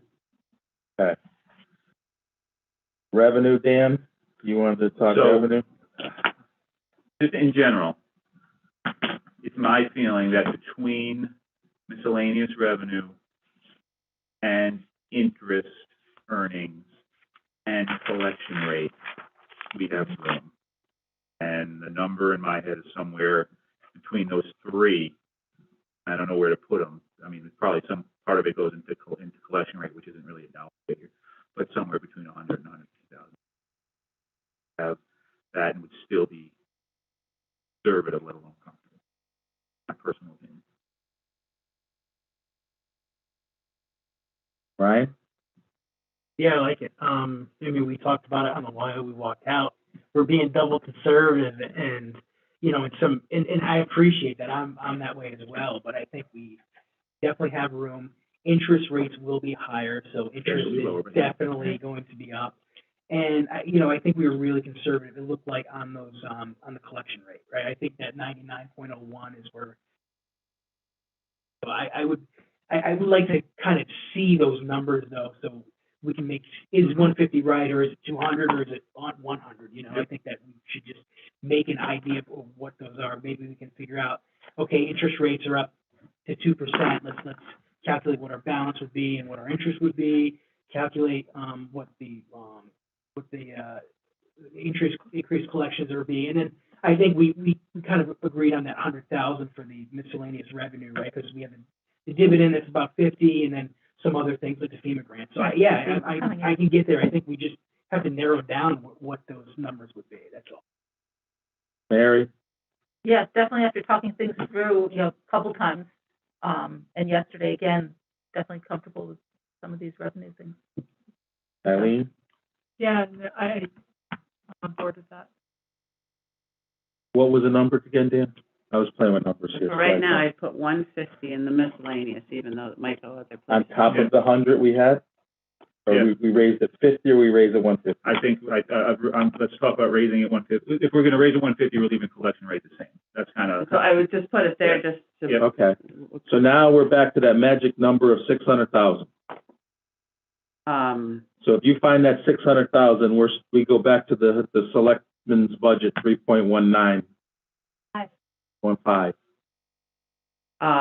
With all the add-ins. Let me find you the 600,000. Yeah.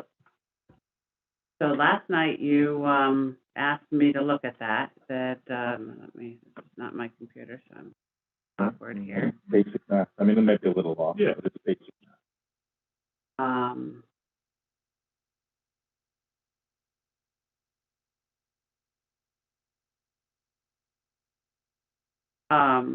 so last night you said, well, how would we cover some of this? What would that look like? So I was thinking, 3 a.m., apparently we're not both excited about it, Baby Cakes didn't want to hear about this.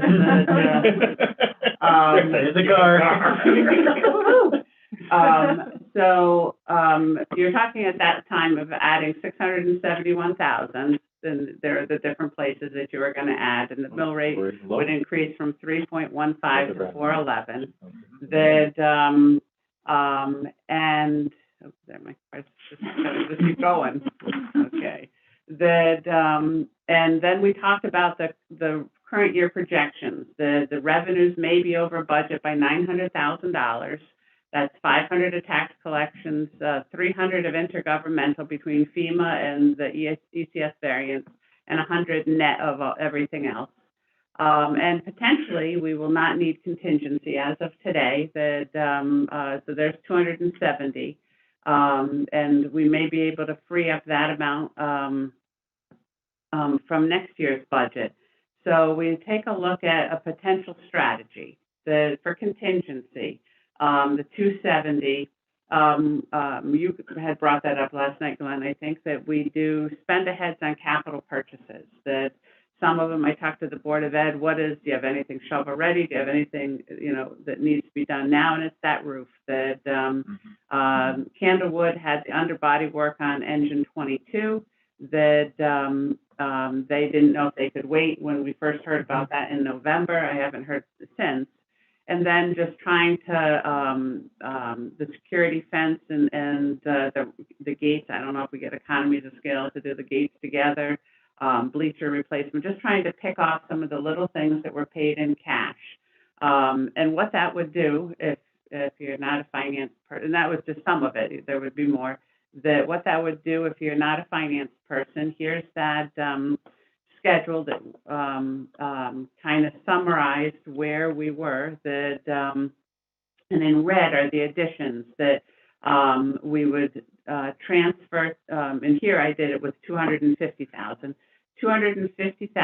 from contingency to capital, and we would pay those this year, and then we wouldn't have to pay them next year, so we would subtract it from capital next year. So and the reason I didn't ask the Board of Ed anymore about spend aheads is this would cover the spend aheads, whatever we pick. All right, so there's 200,000, 250, pick a number.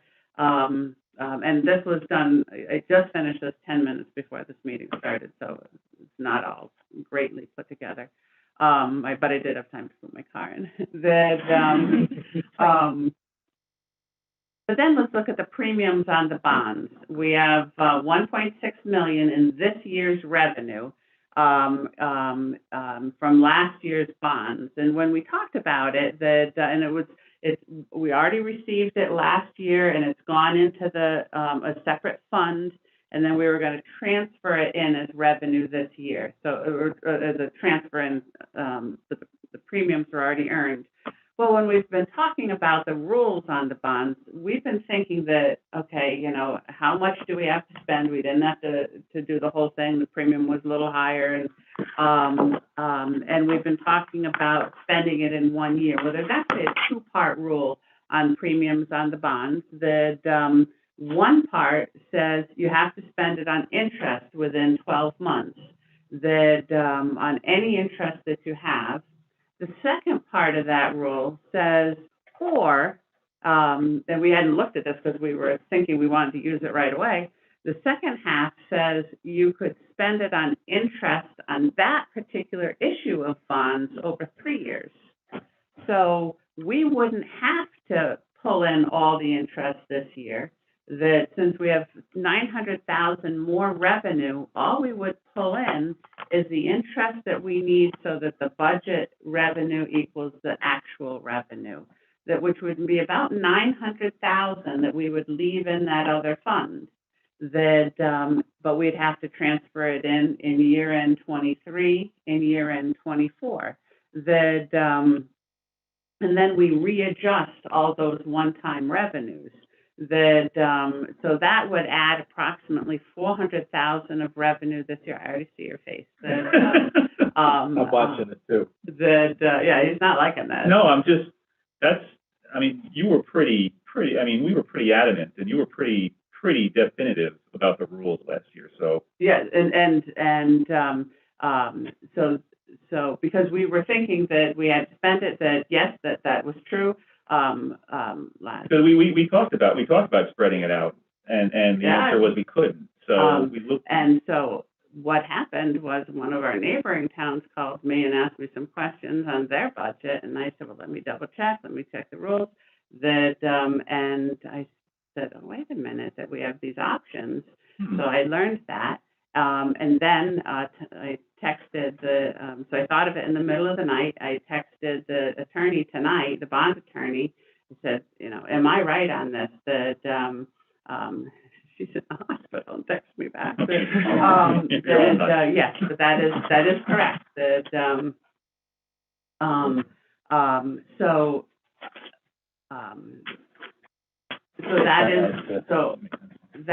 that was confirmed. Right. That, and so just looking at this, which I can't see from here, but, so we don't take the whole, and I can't get my cursor up there, don't take the whole 900, the 1.6 this year. We subtract 900,000, and then we put that over, a longer time. Right now, we may be doing the same exercise in purple to do next year's revenue. That, then ARPA, the lost revenue, so the red are the changes that we had spread out. We can push that one back a little bit, and we push everything back a little bit. This wasn't perfect because I'm looking at the bottom. I'm trying to be around 3.5% increase every year. And I had to plug it with another 500,000 of fund balance that we don't currently have in that orange section on the right column. So, I mean, it would have to be massaged a little bit to get it to work so we like it.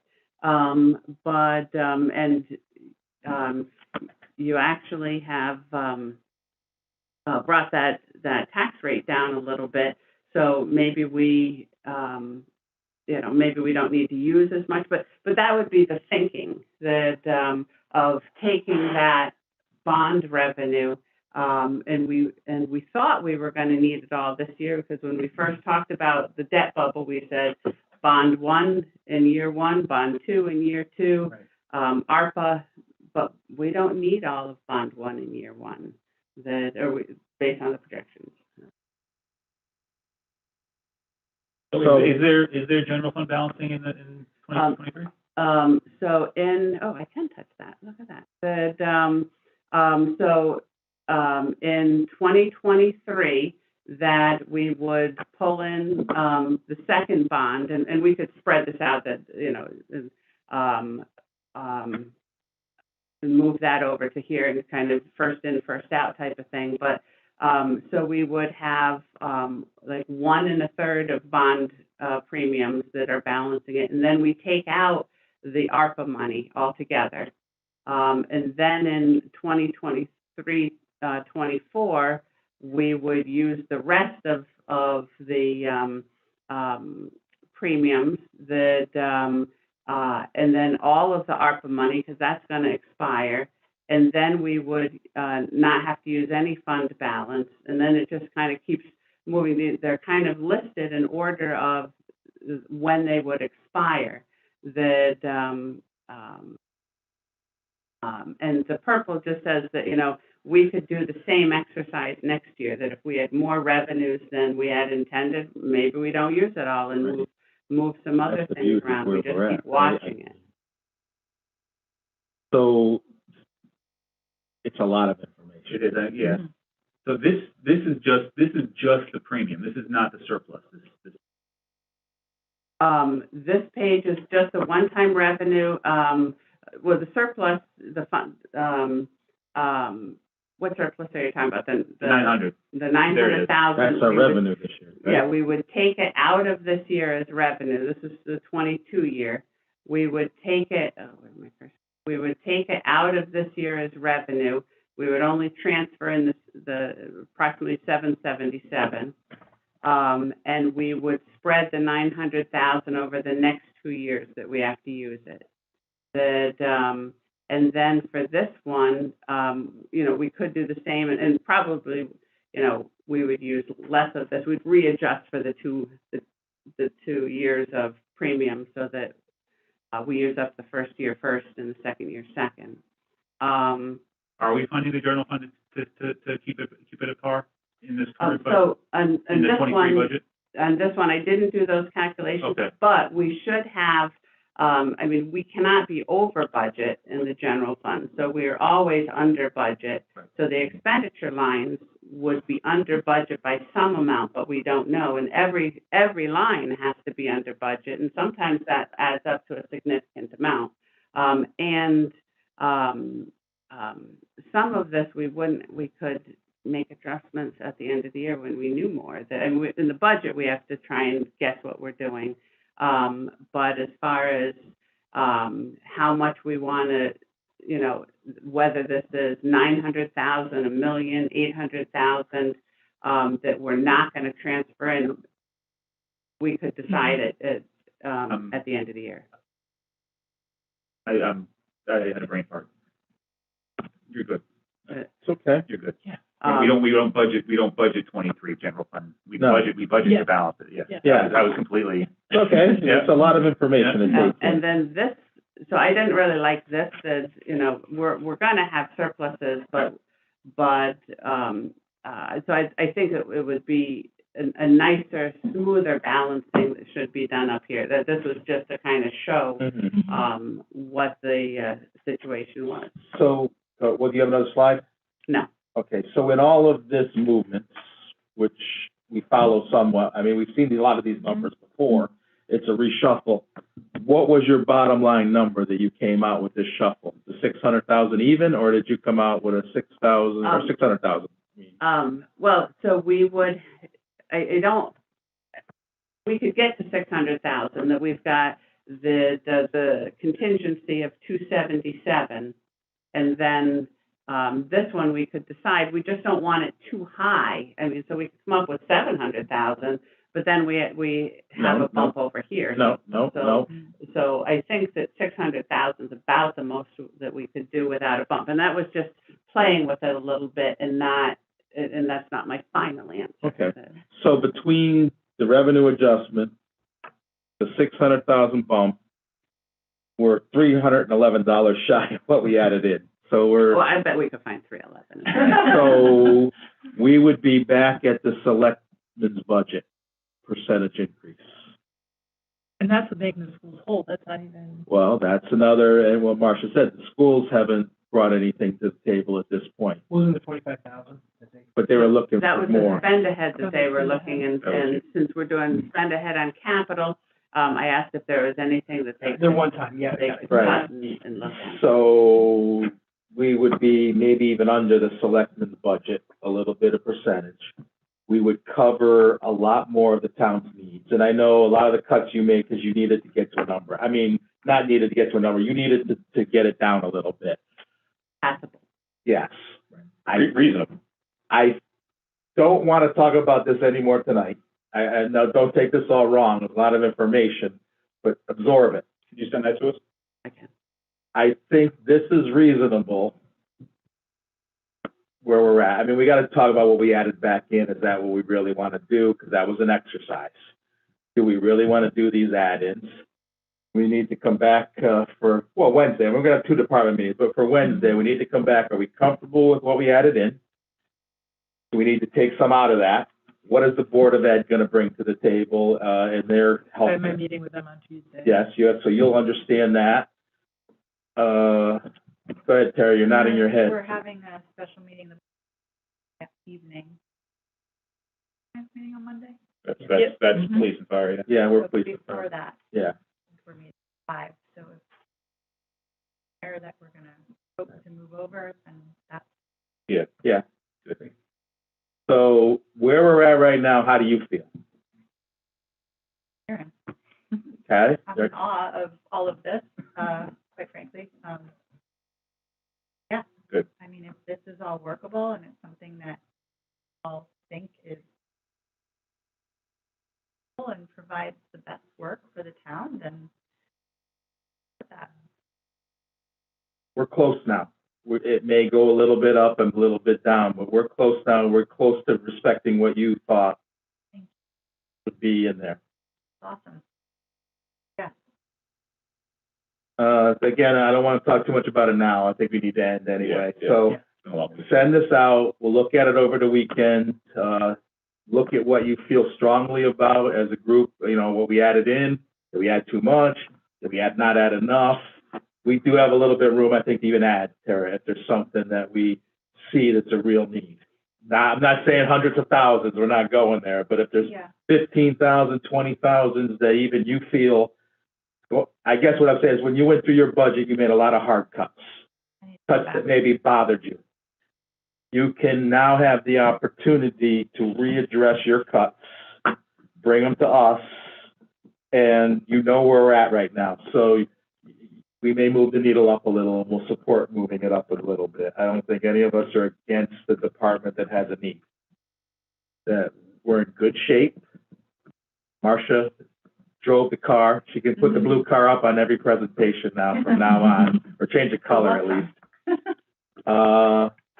Any comments before we go on here and close out the public comment? I think you have Can you that. also send the, I know you're saying faster, but what we added? The working model. Yeah, thank you. Yeah, so, and then throw it in the pivot table, because I like to play with that, you know, throw it in there so I can click and crash around. Yeah, Ryan knows. Any other discussion on this? Any public comment? Hearing none, I'll make a motion to adjourn. Do I have a second? All those in favor? Aye. Bye.